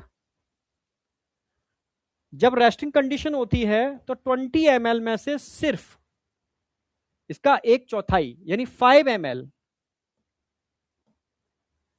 5 ml oxygen tissue में जाती है। इसके बदले में CO2 कितनी अंदर आती है? लगभग 4 ml CO2 वापस आरबीसी में लोड हो जाती है रेस्टिंग कंडीशन में। यानी 20 में से 5 निकल गई तो कितनी बची? जरा बताओ, 20 में से 5 निकल गई तो कितनी बची? भाई 20 में से 5 ऑक्सीजन निकल गई, तो यहां ऑक्सीजन कितनी रह गई? 15 पर 100 ml ऑफ ब्लड, वो तो कांस्टेंट रहेगा। और CO2 कितनी आ गई?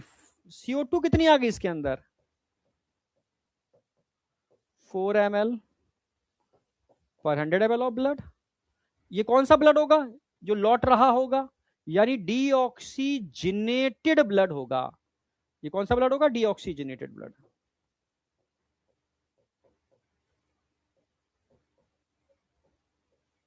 ये कौन सा ब्लड होगा? Oxygenated blood. जब आप नॉर्मल कंडीशन में होते हो तो ऑक्सीजनेटेड ब्लड, ठीक है।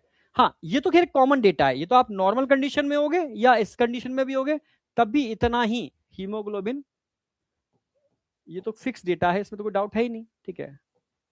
20 ml ऑक्सीजन पर 100 ml ऑफ ब्लड। ब्लड कैसा होगा? ऑक्सीजनेटेड। ये तो सेम डेटा है, इसमें तो कोई डाउट है ही नहीं, आपको होना ही नहीं चाहिए। ये आ रहा है, इधर से भी आ रहा है, इधर से भी आ रहा है, इस कंडीशन में आएगा वो उस कंडीशन में आएगा, दोनों कंडीशन अलग अलग हैं, ये कंडीशन होगी या बॉडी में ये कंडीशन होगी, बस अंतर इतना है। जब आप रेस्टिंग कंडीशन में होते हो ना, उस समय आपकी जरूरत कम होती है, तो उस समय इस 20 ml में से 5 ml ऑक्सीजन टिश्यू में चली जाती है, रिमेनिंग वापस आप निकाल देते हो, ठीक है।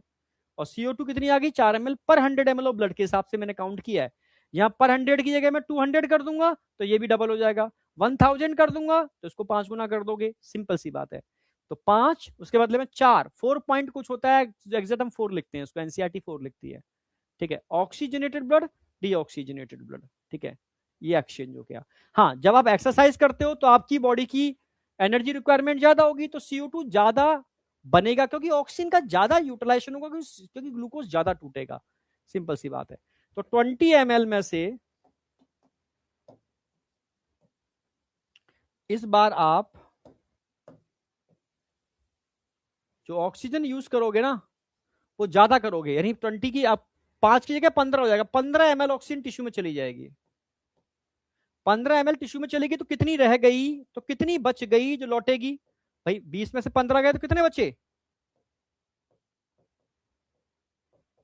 मात्र 5 ml। 5 ml ऑक्सीजन उस ब्लड में होगी जो वापस लौट रहा होगा डीऑक्सीजनेटेड ब्लड। भाई 20 ml में से 15 ml टिश्यू में चली गई तो बची कितनी? 5 ml जो लौटेगा तब। हाँ, इसके बदले में CO2 कितनी इसमें लोड हो गई? CO2 ज्यादा बनेगी, ज्यादा CO2 की लोडिंग होगी, तो पहले 4 बन रही थी, अब 14, 14 ml CO2 की लोडिंग होगी पर 100 ml ऑफ ब्लड। तो कितनी होगी CO2 यहां पर लौटेगा तब? आरबीसी 14। अगर भूल जाओ तो ट्रिक याद रखो, रेस्टिंग कंडीशन में 20 में से 5 और 4 की लोडिंग हो गई, स्ट्रेनस कंडीशन में एक डंडा बढ़ा दो, मतलब 15 और 14 हो जाएगी। 5 का 15, 4 का 14, 5 का 15, 4 का 14, यानी भाई इतना पता है आपको, 20 में से 5 जा रही है तो कितनी रहेगी? 15। 20 में से 15 जा रही है तो कितनी रहेगी? 5, ठीक है। ये ब्लड हो गया कैसा? ऑक्सीजनेटेड। और ये कैसा होगा? डीऑक्सीजनेटेड, जब आप लौट रहे होते हो। तो क्वेश्चन आएगा, जब एक इंसान एक्सरसाइज कर रहा है तो बताओ पर 100 ml ऑफ ब्लड, पर 100 ml of blood, deoxygenated blood में ऑक्सीजन कितना होगा? 5 ml होगा। या पर 100 ml ऑफ, या पर 1000 ml of blood, deoxygenated blood में ऑक्सीजन कितना होगा? 1000 कर दिया, 5 गुना, 5 गुना कर दो 55, 25, 25 ml होगा। या पर 100 ml ऑफ ब्लड CO2 कितना होगा? 14 होगा। क्लियर है? और 10 गुना कर दोगे तो 140 हो जाएगा, सिंपल सी बात है। तो ये ध्यान रखना है आपको, नॉर्मल कंडीशन और स्ट्रेनस कंडीशन, डेटा चेंज हो जाएगा। अब बताओ, कोई डाउट है किसी को?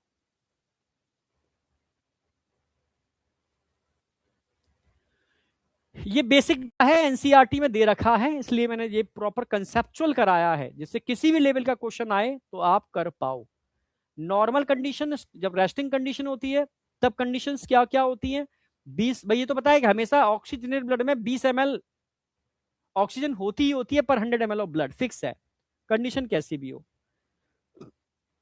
बस आपको ये ध्यान रखना है कि जब रेस्टिंग कंडीशन होती है तो 20 में से 5 टिश्यू में चली जाती है, और जब एक्सरसाइज करते हो तो 20 में से 15 टिश्यू में चली जाती है। 5 की जगह 4 ml CO2 लोड हो जाती है, और यहां पर 15 की जगह 14 ml CO2 की लोडिंग हो जाती है, क्योंकि CO2 तो लोड होगी ना उसके बदले में। तो जब लौट रहे होगे तो 20 में से 5 अगर चली गई है तो 15 बचेगी ऑक्सीजन, रेस्टिंग कंडीशन में। स्ट्रेनस कंडीशन में 20 में से 15 चली गई है तो 5 बचेगी, सिंपल सी बात है।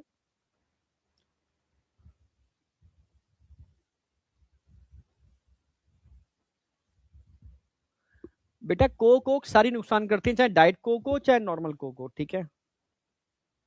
अभी जो मैं बता रहा हूं उस पर बताओ, ये जो मैं समझा रहा हूँ कंसेप्ट, ये समझ में आया नहीं आया? क्लास काफी इंपॉर्टेंट है आज की, ये सब कंसेप्चुअल चीजें हैं आज जो मैं बता रहा हूँ, जितनी भी चीजें बता रहा हूँ सब कंसेप्चुअल है। हाँ, डाउट मत पूछो, क्या है?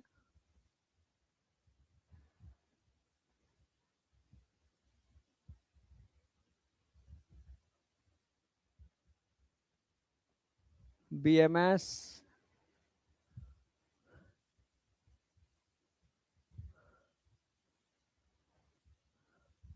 अरे तुम गधे हो, उसका मतलब तुम फिजिक्स केमिस्ट्री तो तुम, मुझे समझ में आ गया, तुम्हें आती नहीं होगी। मैं तो अब गारंटी दे रहा हूँ, एक बच्चा लग रहा है समझ नहीं आया तो तुझे फिजिक्स केमिस्ट्री आती नहीं होगी यार। पक्की बात है, इसमें तो कुछ है ही नहीं। मैं तो इतना करा रहा हूँ कि भैया तेरे पास 20 रुपए हैं। तो इसका मतलब तुम फिजिक्स केमिस्ट्री में गुड़ गोबर कर रहे होगे 100%। भाई तुझे मैंने 20 रुपए दिए हैं, तुझसे कहा 20 रुपए में से 5 रुपए तू फैक्ट्री वाले को दे दे। अब बता तेरे पास कितने रुपए बचे? सर 15 रुपए बचे। 20 रुपए तूने इसको, 20 में से 5 रुपए दे दिए, तो उस फैक्ट्री वाले ने तुझे क्या दिया भाई? 4 ml तुझे क्या दे दी? CO2 दे दी इसने। तो कितना रह गया? 15 ml ये आ गया, 4 ml ये आ गया नॉर्मल कंडीशन में। अब जब तू एक्सरसाइज करता है तो तुझे 20 रुपए दिए, तो 20 रुपए में से तुझे अब ज्यादा देने पड़ेंगे सेल को, कितने? 15 देने पड़ेंगे। तो कितने रह गए तेरे पास? 5 ही तो रह गए। 20 में से 15 दे दिए, 5 रह गए। अच्छा 15 दे दिए तो सेल ने तुझे इसके बदले में CO2 कितनी दी? 14 दी, तो 14 CO2 आ गई। क्या है इसके अंदर?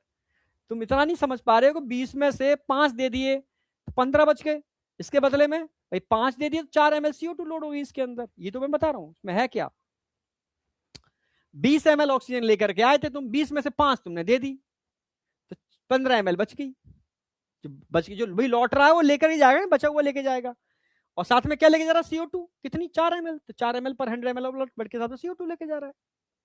या तुम एक्सरसाइज करते हो, जब एक्सरसाइज करोगे, पसीना बहाओगे, तो सेल के अंदर ग्लूकोज की जरूरत ज्यादा पड़ेगी ना भाई। तो ग्लूकोज की जरूरत ज्यादा होगी तो ज्यादा ग्लूकोज टूटेगा, टूटेगा तो ऑक्सीजन ज्यादा चाहिए, ज्यादा CO2 बनेगी। भाई 20 में से तुम कितनी लगे यहाँ पर? 20 ml में से कितनी दे दी तुमने इसको? 15 ml दे दी, तो 5 ही तो बची, तो 5 लिख दिए मैंने। और उसके बदले में CO2 कितनी आ गई? 14 आ गई, 14 CO2 लिख दिया। है क्या इसके अंदर? अगर ये समझ में नहीं आ रहा बेटा इस ट्रिक से, तो क्या समझ में आएगा? कुछ नहीं।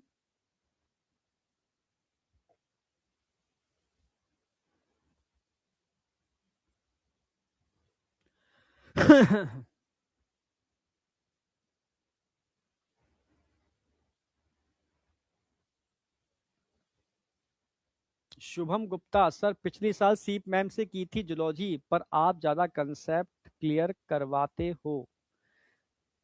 तो कुछ ठीक है, मतलब मेरा थोड़ा मतलब कंसेप्चुअल ही रहेगा, मैं बायो को कंसेप्चुअल ही कराऊंगा, ठीक है, रटाने वाला नहीं करूंगा। ठीक है, मैं तो कंसेप्चुअल ही लेके चलूंगा। ठीक है, मतलब मास्टरी होगी तुम्हारी, बस ये और कुछ नहीं है। यहां तक किसी को कोई डाउट है? नहीं। अब आ जाओ, अब नॉर्मल बात करूंगा ट्रांसपोर्ट ऑफ गैसेस पर। ये तो बेसिक कंसेप्ट हो गए। अब बेसिक बात आएगी ट्रांसपोर्ट ऑफ गैसेस के अंदर। ठीक है, तो ट्रांसपोर्ट ऑफ ऑक्सीजन और ट्रांसपोर्ट ऑफ CO2 की बात करेंगे हम। ठीक है, तो ट्रांसपोर्ट ऑफ ऑक्सीजन में बस बेसिक में डिफरेंस क्रिएट कर रहा हूं। आप दो चीजें पढ़ोगे, ट्रांसपोर्ट ऑफ ऑक्सीजन और ट्रांसपोर्ट ऑफ CO2।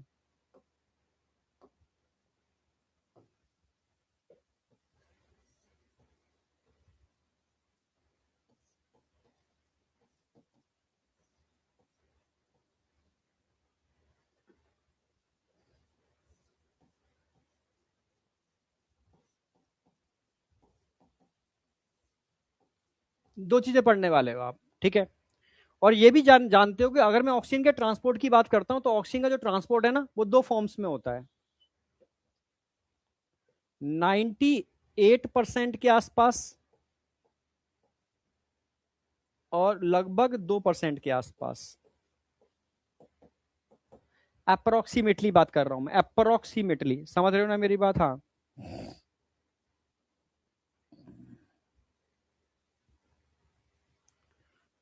अच्छा, मैंने वैसे दे भी रखा होगा। अच्छा, दे रखा है वैसे तो मैंने ये। अच्छा, इसको फिर मैं हटा रहा हूँ, अभी मैं दे रखा है, इसको मैंने लिख रखा है ऑलरेडी। तो ट्रांसपोर्ट ऑफ ऑक्सीजन मैंने दे रखा है ऑलरेडी। अप्रोक्सीमेटली 2 से 3% ऑक्सीजन ट्रांसपोर्ट होती है प्लाज्मा के थ्रू। किसके थ्रू? प्लाज्मा के थ्रू। ठीक है, लगभग 2 से 3% प्लाज्मा के थ्रू, और लगभग 97 से 98% ऑफ ऑक्सीजन हीमोग्लोबिन से बाइंड करके किस फॉर्म में, ऑक्सी हीमोग्लोबिन की फॉर्म में ट्रांसपोर्ट होती है।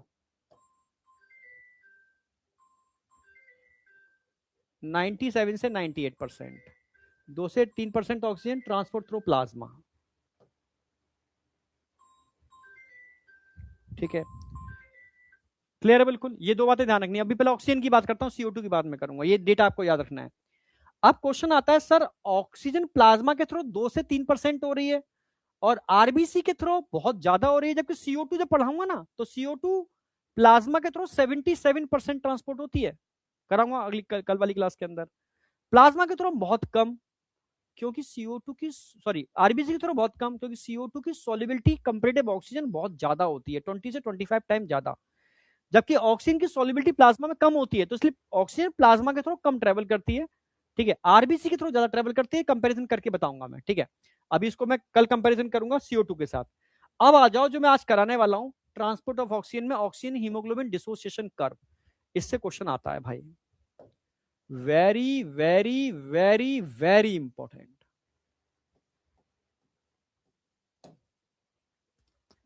देखो, oxygen haemoglobin dissociation curve, dissociation क्यों बोलते हैं समझाऊंगा। सिग्मोइड कर्व क्यों बोलते हैं, क्योंकि एस शेप होता है, एस शेप कर्व को हम सिग्मोइड कर्व बोलते हैं। कहीं भी टर्म आ गया सिग्मोइड, सिग्मोइड का मतलब होता है एस शेप।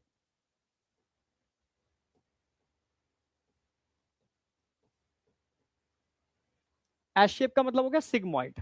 ठीक है, और साइंटिस्ट थे bore, so it is called Bohr effect. मैं समझाता हूं, पहला क्वेश्चन तो ये आएगा, ये कर्व किस किस के बीच में ड्रॉ होता है, तो percentage saturation of haemoglobin with oxygen और partial pressure of oxygen.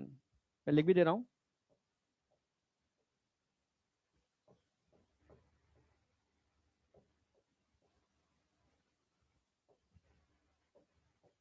partial pressure of oxygen, percentage saturation of HbO2। जैसे से ऑक्सीजन का प्रेशर बढ़ा रहे हो, हीमोग्लोबिन ऑक्सीजन के साथ सैचुरेट होता जा रहा है, होता जा रहा है, होता जा रहा है। और ये आप जानते हो कि एक हीमोग्लोबिन कितनी ऑक्सीजन से बाइंड कर सकता है, भाई एक ऑक्सीजन से बाइंड करेगा 25% सैचुरेशन, दूसरी ऑक्सीजन से बाइंड करेगा 50% सैचुरेशन, तीसरी ऑक्सीजन से बाइंड करेगा 75% सैचुरेशन, और चौथी ऑक्सीजन से बाइंड करेगा 100% सैचुरेशन। ठीक है, यानी जब तक 100% सैचुरेशन नहीं हो रहा, तब तक आप ऑक्सीजन का पार्शियल प्रेशर बढ़ाओगे तो सैचुरेशन बढ़ेगा बढ़ेगा बढ़ेगा बढ़ेगा बढ़ेगा बढ़ेगा बढ़ेगा बढ़ेगा, और एक बार चारों चारों पार्ट इसके ऑक्सीजन से सैचुरेट हो जाएंगे, फिर कितना भी ऑक्सीजन बढ़ाओगे फिर सैचुरेशन नहीं बढ़ेगा, स्टेबल हो जाएगा, 100% सैचुरेशन हो गया। तो कर्व कैसा बना, एस शेप कर्व बना, इसी को सिग्मोइड कर्व बोलते हैं। सिग्मोइड कर्व किस किस के बीच में बन रहा है, ध्यान रखना है आपको, परसेंटेज सैचुरेशन ऑफ हीमोग्लोबिन और पार्शियल प्रेशर ऑफ ऑक्सीजन के बीच में एक कर्व ड्रॉ हो रहा है। कोई भी कर्व, फिजिक्स का हो, केमिस्ट्री का हो, जूलॉजी का हो, बॉटनी का हो, पहला तो आपका ये कर्तव्य बनता है कि हमें पता होना चाहिए ये कर्व किस किस की वजह से ड्रॉ हो रहा है। ठीक है, तो परसेंटेज सैचुरेशन को रिप्रेजेंट कर रहे हैं पार्शियल प्रेशर के रिस्पेक्ट में। यहां प्रेशर बढ़ा रहे हो ऑक्सीजन का, सैचुरेशन बढ़ रहा है, प्रेशर बढ़ा रहे हो, सैचुरेशन बढ़ रहा है। तो पहला स्टेप तो आपको ये आना चाहिए कि एक्चुअल में हो क्या रहा है। यहां तक कोई डाउट, यहां तक कोई भी डाउट है तो मुझे बताओ, यस या नो। नहीं, अब मैं तुमसे कहूं कि बेटा ये कर्व 100% सैचुरेशन हो रहा है, मैं कहूं कि 50% सैचुरेशन किस पार्शियल प्रेशर पर होगा। अगर मैं तुमसे कहूं ये 60 है, 50 यहां पर आएगा, 50% हीमोग्लोबिन जिस पार्शियल प्रेशर पर, जिस पार्शियल प्रेशर पर ऑक्सीजन के जिस पार्शियल प्रेशर पर सैचुरेट होगा, इसको हम बोलते हैं P50 वैल्यू। क्या बोलेंगे इसको हम, P50 वैल्यू। तो P50 वैल्यू क्या होती है, it is the partial pressure of oxygen, it is the partial pressure of oxygen at 50% hemoglobin is saturated। तो P50 वैल्यू क्या है, it is a partial pressure, partial pressure of oxygen, ये oxygen का वो आंशिक दाब है, ये ऑक्सीजन का वो पार्शियल प्रेशर है, समझना मेरी बात, यहां पर आएगा वो पार्शियल प्रेशर है जिस पर 50% हीमोग्लोबिन क्या हो रहा है, सैचुरेट हो रहा है, ठीक है। It is a partial pressure of oxygen eight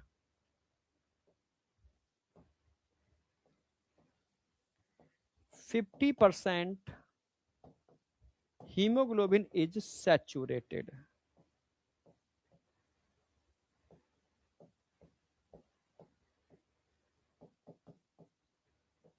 भाई 50% हीमोग्लोबिन जिस ऑक्सीजन के पार्शियल प्रेशर पर सैचुरेट होता है ऑक्सीजन के साथ, उसको हम बोलते हैं P50 वैल्यू। क्या बोलेंगे? P50 value. तो ये 50 वैल्यू, ये यहां पर P50 वैल्यू है। ये दो चीज समझ में आ गई। कर्व किस किस के बीच में ड्रॉ किया और P50 वैल्यू क्या होती है, ये चीज समझ में आई या नहीं आई?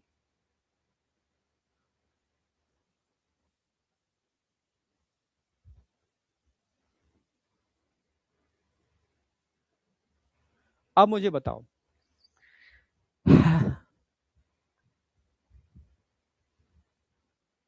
अब बताओ यहां तक कोई डाउट?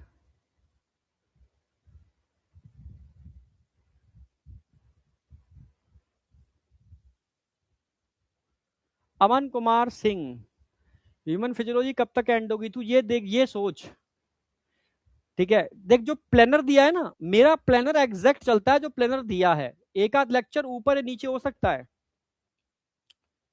ठीक है। उससे डिले डिले नहीं होता कभी, मेरा प्लानर कभी डिले होता ही नहीं है।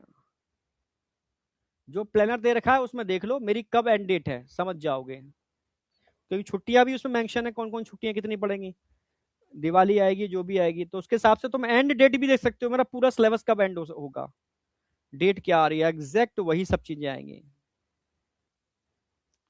इसमें कोई डाउट है किसी को? Okay sir, BMS no doubt.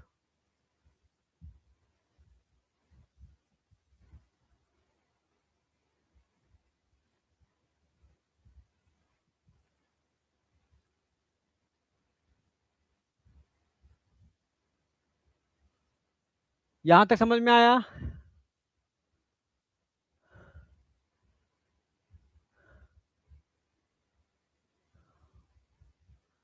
4 बार रिवाइज नहीं, मैं बहुत बार रिवाइज कराऊंगा, तुम अगर मेरे को समझो ना तो। एनसीईआरटी से रिवीजन चल रहा है आपका, रोज पर डे रिवीजन कराता हूँ, वो अलग ही है, ठीक है। अभी आगे देखना, कई स्ट्रेटजी लेकर के आऊंगा, उसमें रिवीजन होगा, और फिर लास्ट में एक रिवीजन हम कराते ही हैं। चलो,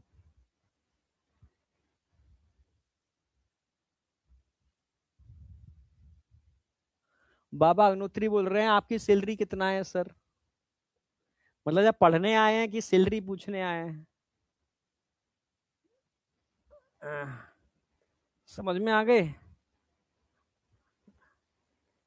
चलो आ जाओ यहाँ पर, क्या बताएं यार, तुम लोग कहाँ हो, क्या कर रहे हो, कहाँ डाइवर्टेड हो?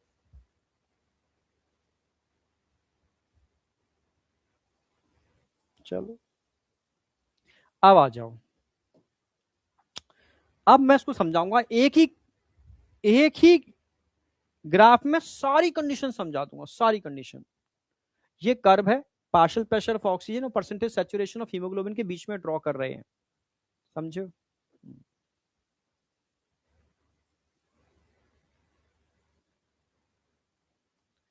आज दस्तक है या नहीं? आज दस्तक होगा बेटा, हाँ।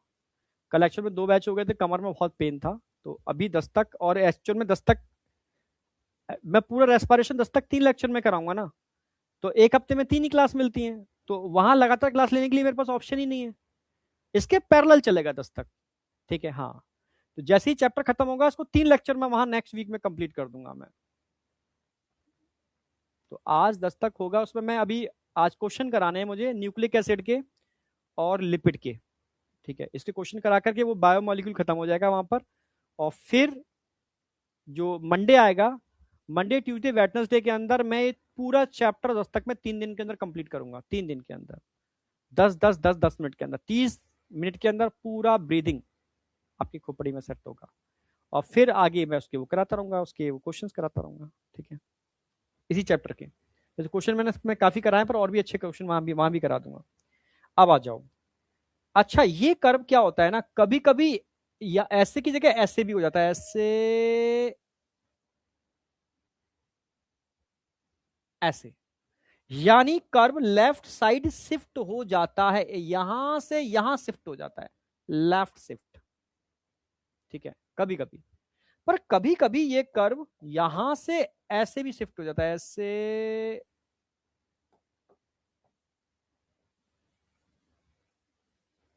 ऐसे भी शिफ्ट हो जाता है, राइट शिफ्ट। इसको राइट शिफ्ट कहते हैं। जब कर्व राइट शिफ्ट होता है ना,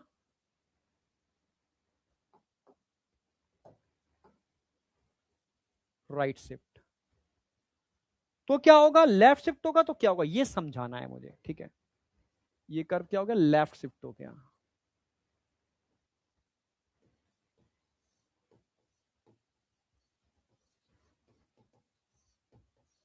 वो कौन कौन से फैक्टर हैं जो उस कर्व को लेफ्ट शिफ्ट करते हैं, और किन साइंटिस्ट ने ये वाली बात की थी, वो कौन कौन से फैक्टर हैं जो उस कर्व को राइट शिफ्ट करते हैं।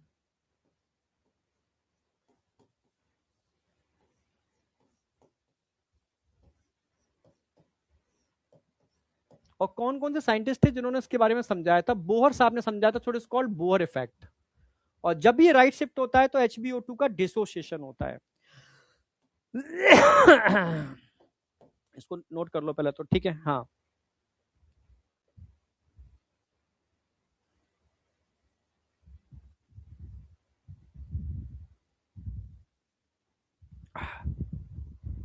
नोट करो उसको फटाफट।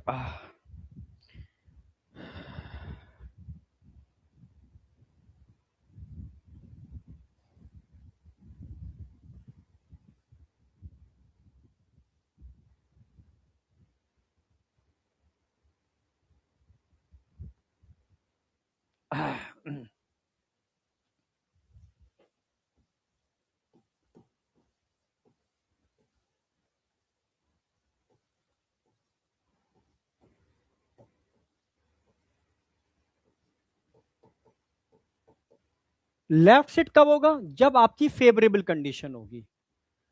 फेवरेबल कंडीशन होगी तो हमेशा क्या होगा, HBO2 का एसोसिएशन होगा, डिसोसिएशन, जुड़ेंगे। जब भी फेवरेबल कंडीशन होगी तो HBO2 का एसोसिएशन होगा।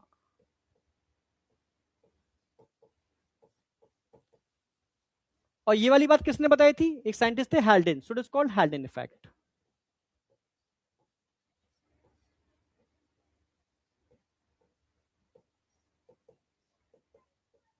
इसी को बोलते हैं हेल्डेन इफेक्ट। जबकि अगर ये कर्व राइट शिफ्ट होगा तो फेवरेबल कंडीशन होगी या अनफेवरेबल होगी, अनफेवरेबल कंडीशन होगी।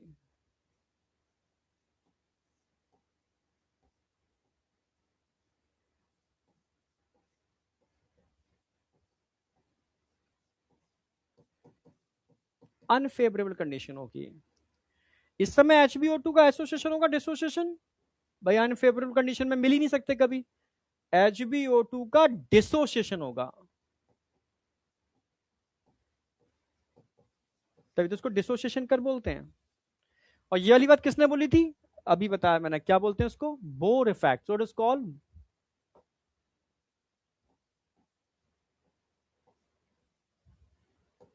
Bourse effect. सिंपल सी बात है।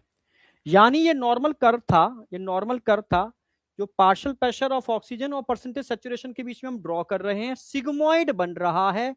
बोहर साहब ने बताया था ये कर्व राइट शिफ्ट हो सकता है, और कब होगा, जब HBO2 का डिसोसिएशन होगा। सो it is called HBO2 dissociation curve, और बोहर इफेक्ट भी कहते हैं। पर एक साइंटिस्ट और आए थे, उन्होंने कहा ये लेफ्ट भी शिफ्ट हो सकता है, इसको हेल्डेन इफेक्ट नाम दिया। अब आ जाओ। तो कर्व अगर लेफ्ट शिफ्ट होगा तो फेवरेबल कंडीशन होगी, राइट शिफ्ट होगा तो अनफेवरेबल कंडीशन होगी।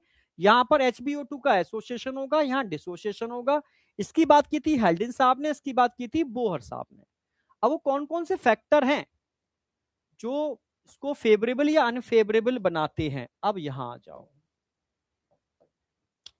अगर मैं तुमसे कहूं तुम्हारी बॉडी के अंदर पार्शियल प्रेशर ऑफ ऑक्सीजन बढ़ जाए and partial pressure of CO2 घट जाए, फेवरेबल कंडीशन है अनफेवरेबल, ये फेवरेबल कंडीशंस हैं। पहला फैक्टर ये है कि फेवरेबल कंडीशन है, ज्यादा ये कम है, फेवरेबल है। और जहां पर भी CO2 कम होगा वहां समझ लेना आपकी बॉडी के अंदर H आयन कम हो जाएंगे। CO2 जब भी कम होगा, क्योंकि CO2 बढ़ता है तो H आयन साथ में बढ़ते हैं, CO2 कम होता है तो H आयन कम होते हैं। और जैसे ही H आयन कम होंगे मतलब पीएच आपकी एल्कलाइन हो जाएगी, बढ़ जाएगी, पीएच इंक्रीज हो जाएगी, बढ़िया चीज है भाई। पीएच कम होगी तो एसिडिक कंडीशन, पीएच बढ़ेगी तो बेसिक कंडीशन, वही तो हम चाहते हैं, एल्कलाइन कंडीशन। तो दूसरा कंडीशन ये आ गई ये। तीसरी कंडीशन, अगर कर्व मानो राइट शिफ्ट होता है तो P50 वैल्यू अभी कहां आएगी, ध्यान से देखो, यहां पर P50 वैल्यू आएगी, ये यहां पर, यहां P50 वैल्यू आ रही है। अगर कर्व राइट शिफ्ट होगा तो P50 वैल्यू कहां आएगी, कर्व राइट शिफ्ट होगा तो P50 वैल्यू यहां आएगी, लेफ्ट शिफ्ट होगा तो यहां आएगी। अगर P50 वैल्यू यहां आती है तो बढ़ी घटी, अगर राइट शिफ्ट होगा तो P50 वैल्यू बढ़ जाएगी। भाई जो पहले इतनी ऑक्सीजन पर सेचुरेशन हो रहा था अब यहां पर सेचुरेशन होगा तो बढ़ गई ना। हाँ, अगर कर्व लेफ्ट शिफ्ट होता तो P50 वैल्यू घट जाएगी, कम ऑक्सीजन में 50% सेचुरेशन हो जाएगा।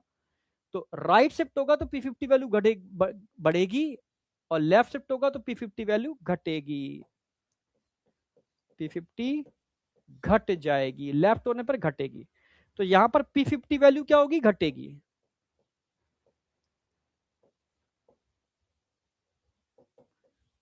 अगर घटेगी मतलब लेफ्ट शिफ्ट हो रहा है, बढ़ेगी मतलब राइट शिफ्ट हो रहा है। अच्छा, अगला बताओ, टेम्परेचर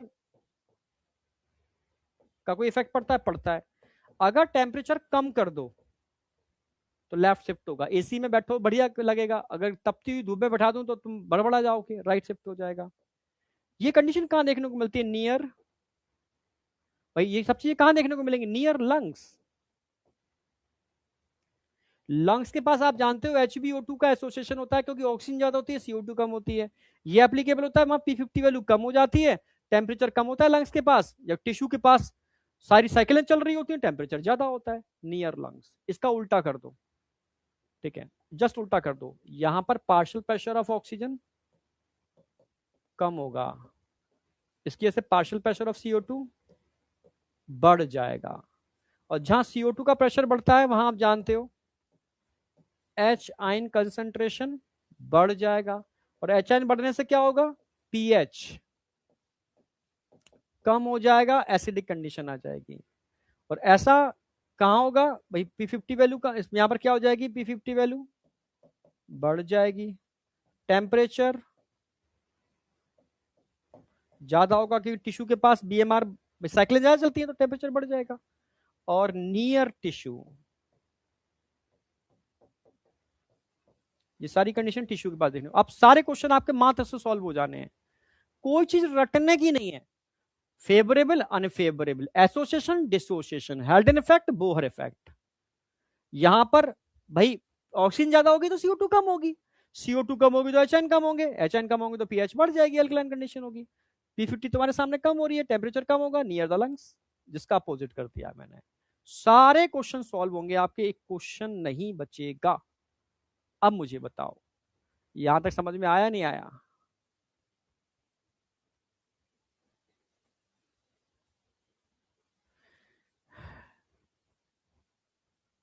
अगर टीचर ने किसी चीज को इजी नहीं कर पाया तो वो टीचर ही बेकार, ठीक है।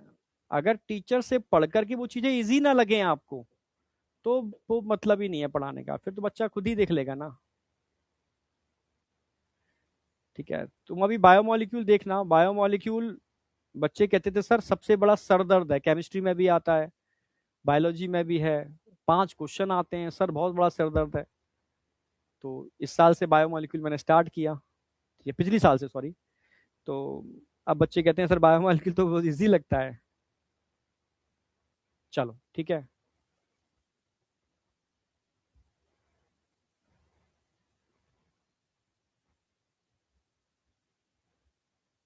चलो ठीक है, स्टार्ट करते हैं, मतलब एंड करते हैं। आज का हमारा टारगेट पूरा हो गया, यहां तक करा दिया है। कल मैं कराऊंगा ट्रांसपोर्ट ऑफ CO2, ठीक है। कल चैप्टर एंड हो जाएगा लगभग लगभग, ठीक है, जिससे कि मैं मुझे 7 लेक्चर मिले हैं इसमें, तो 7वें लेक्चर में स्टार्टिंग में मैं पीवाईक्यू कराऊंगा, हाँ पहले पीवाईक्यू कराऊंगा, और पीवाईक्यू कराने के बाद मैं नया चैप्टर स्टार्ट करूंगा, इसके पीवाईक्यू कराऊंगा साथ में मैं, ठीक है। तो ये मैं आज नहीं कराऊंगा, ये तो मेरा अगला टारगेट रहता है। अब आ जाओ भाई, haemoglobin is a red colour. कैसा होता है हीमोग्लोबिन, जरा बताओ। ये तो आप समझ में आ गया, लाइन समझ में आ गई। Red colour iron containing pigment है जो आरबीसी के अंदर होता है। Oxygen can bind with haemoglobin in reversible manner, ये लिखा दिया मैंने भाई, ऑक्सीजन हीमोग्लोबिन से बाइंड करेगी रिवर्सिबल मैनर में। और क्या बनाती है, ऑक्सी हीमोग्लोबिन। और इसके बनने को क्या बोलते हैं, ऑक्सीजिनेशन। समझ में आ क्यों लिखा है मैंने वो सारी बातें, इसलिए लिखाई थी मैंने। Each haemoglobin molecule can carry, भाई कितने मॉलिक्यूल को बाइंड कर सकता है ऑक्सीजन के, या तो ऑक्सीजन के 4 मॉलिक्यूल बाइंड करेंगे या CO2 के 4 मॉलिक्यूल बाइंड करेंगे, दोनों एक साथ बाइंड नहीं कर सकते। Binding of oxygen with haemoglobin is primarily, भाई किस पर डिपेंड करती है, भाई ऑक्सीजन हीमोग्लोबिन का मिलना किस पर डिपेंड करेगा, भाई प्राइमरली तो ऑक्सीजन पे डिपेंड करेगा ना, ऑक्सीजन एग्री है या नहीं है, ठीक है। फिर और सब पे भी करेगा। तो प्राइमरली किस पे डिपेंड करेगा, binding of oxygen with haemoglobin is primarily related किससे होगी, पार्शियल प्रेशर ऑफ ऑक्सीजन। फिर उसके बाद सब पर होगी, मतलब CO2 पर भी डिपेंड होगी, हाइड्रोजन आयन कंसंट्रेशन पे भी डिपेंड होगी, टेम्परेचर पे भी डिपेंड होगी, ठीक है, अदर फैक्टर पे भी डिपेंड होगी, पर प्राइमरली किस पर डिपेंड होगी, पार्शियल प्रेशर ऑफ ऑक्सीजन पर, ठीक है। Clear, which can be interfere with this binding. Sigmoid curve obtained when thick saturation of hemoglobin with oxygen is plotted against the, ठीक है। अब आ जाओ, this curve is called, इसी को बोलते हैं oxygen haemoglobin dissociation curve, and highly useful in studying the effect of factor like, मतलब इन सबकी मैंने आपको बता दिया क्या इफेक्ट पड़ता है इन सबका, ऑन बाइंडिंग ऑफ किस पर, ऑन किसकी बाइंडिंग पर, ऑक्सीजन की बाइंडिंग पर, on binding of oxygen with haemoglobin in the alveoli where the is. अब एल्वलाई की अगर मैं बात करूं, एल्वलाई के पास क्या होगा, लंग्स के पास क्या होगा, लंग्स के पास आप जानते हो ऑक्सीजन ज्यादा होगी, CO2 कम होगी, HN कंसंट्रेशन और टेम्परेचर कम होगा, लंग्स के पास ये सारी कंडीशनें होंगी, ठीक है। जो सारी फेवरेबल कंडीशंस होंगी, ऑल आर फेवरेबल, किसके लिए फेवरेबल, किसके लिए होंगी, ऑक्सी हीमोग्लोबिन फॉर्मेशन के लिए होंगी। जबकि अगर मैं टिश्यू के पास की बात करूं, टिश्यू के पास क्या होगा भाई, टिश्यू के पास लो ऑक्सीजन होगा, हाई CO2 होगा, हाई HN होंगे, ठीक है, और हाई टेम्परेचर होगा। जो कंडीशंस कैसी होंगी, all condition are favourable. Favourable का मतलब है डिसोसिएशन के लिए फेवरेबल होंगी, एसोसिएशन के लिए अनफेवरेबल होंगी, ठीक है, ऑफ ऑक्सीजन, ठीक है, इसके लिए, ठीक है। This clearly indicate that oxygen get bound to hemoglobin in lung surface and get dissociate at the tissue. और ये लास्ट में आ गया, every 100 ml oxygenated blood can deliver around 5 ml of oxygen to tissue under normal physiological condition। अगर यही change कर देता हम कि एक्सटर्नस कंडीशन, एक्सरसाइज के टाइम पर क्या होगा, तो डेटा चेंज हो जाएगा, 5 की जगह क्या हो जाएगा 15, एक्सटर्नस कंडीशन पे 5 की जगह 15 हो जाएगा। ये कंप्लीट होता है आपका ऑक्सीजन का डिटेल सारा का सारा। कर मैंने करा ही दिया है सारा का सारा। कुछ क्वेश्चंस हैं, मुझे पता था आज क्वेश्चंस कम करा पाऊंगा, टाइम कम है, तो ये क्वेश्चंस तुम खुद करोगे। आज मैं होमवर्क में दे रहा हूँ, ये सारे क्वेश्चंस तुम खुद करोगे, सारे के सारे क्वेश्चंस, ठीक है। अब मैं पूरा ही होमवर्क कर दे रहा हूँ, क्वेश्चन तो काफी है पर सबको मैं होमवर्क में कन्वर्ट कर रहा हूँ, इन सारे क्वेश्चंस को होमवर्क में कन्वर्ट कर रहा हूँ, तुम कर लोगे आज जिस लेवल का मैंने कराया है। तो ये होमवर्क है आपका, ये सारे क्वेश्चंस आपको करके लाने हैं, ये सारे क्वेश्चंस आपको करके लाने हैं होमवर्क में, ये सारे क्वेश्चंस करके लाने हैं, ये सारे क्वेश्चंस करके लाने हैं। और फिलिंग द ब्लैंक्स भी मैंने ऐड कर दिए हैं, ये भी आपको करने हैं क्योंकि इस बार फिलिंग द ब्लैंक्स बहुत सारे आए थे। ये सारे क्वेश्चंस आपको करने हैं होमवर्क में, ठीक है। और नीट एडवांस जिनके पास आ चुकी है, चलो आज नहीं था, आज तुम इतना करो, कल में खत्म हो जाता है चैप्टर में, थोड़ा सा एंड होगा, तो कल मैं नीट एडवांस के क्वेश्चन आपको दूंगा क्या क्या करने हैं, और पैरेलल क्वेश्चन आपके नीट एडवांस के पर डे दिया करूंगा कि आज तुम्हें इतने करने हैं, जितना मैं टारगेट दूं, होमवर्क दूं, उतना आपको करना है। वो मैं रिटर्न में होमवर्क दूंगा आपको, तो तुम्हारे अंदर वो आएगा कि हाँ सर इतना तो मुझे करना ही है, जो होमवर्क मिला है वो तो मुझे करना ही है, क्योंकि बचपन में आदत डालनी है कि यार जो होमवर्क मिला है वो तो करना है, एडिशनल एफर्ट जो मारना है मार लो, पर जितना मैं कहूंगा उतना आपको करना है, ठीक है। Thank you, all the best, मिलते हैं कल सेम टाइम 1 बजे ही वही, ठीक है। तो 1 से 3 के बीच में मैं काफी करा दूंगा कल, और चैप्टर तुम्हारा एंड हो, लगभग एंड हो जाएगा, ठीक है, एंड ही होगा।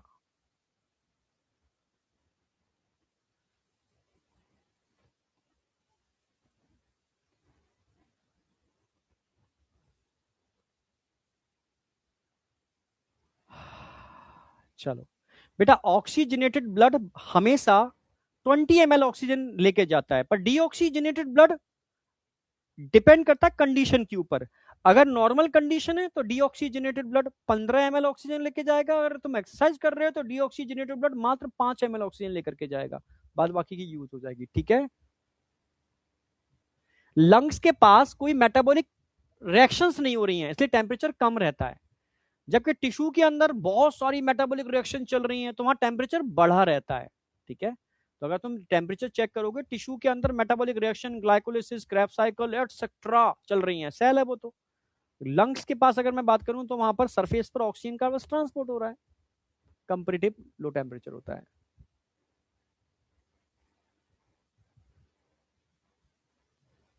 नीट एडवांस और डोबा बेटा दो सेपरेट बुक है, दोनों का मतलब कलेक्शन अल्टीमेट कलेक्शन है। ठीक है। आपको दोनों ही लगानी होंगी, ध्यान रख लो। ठीक है। चलो बाय बेटा, बाय बाय बाय।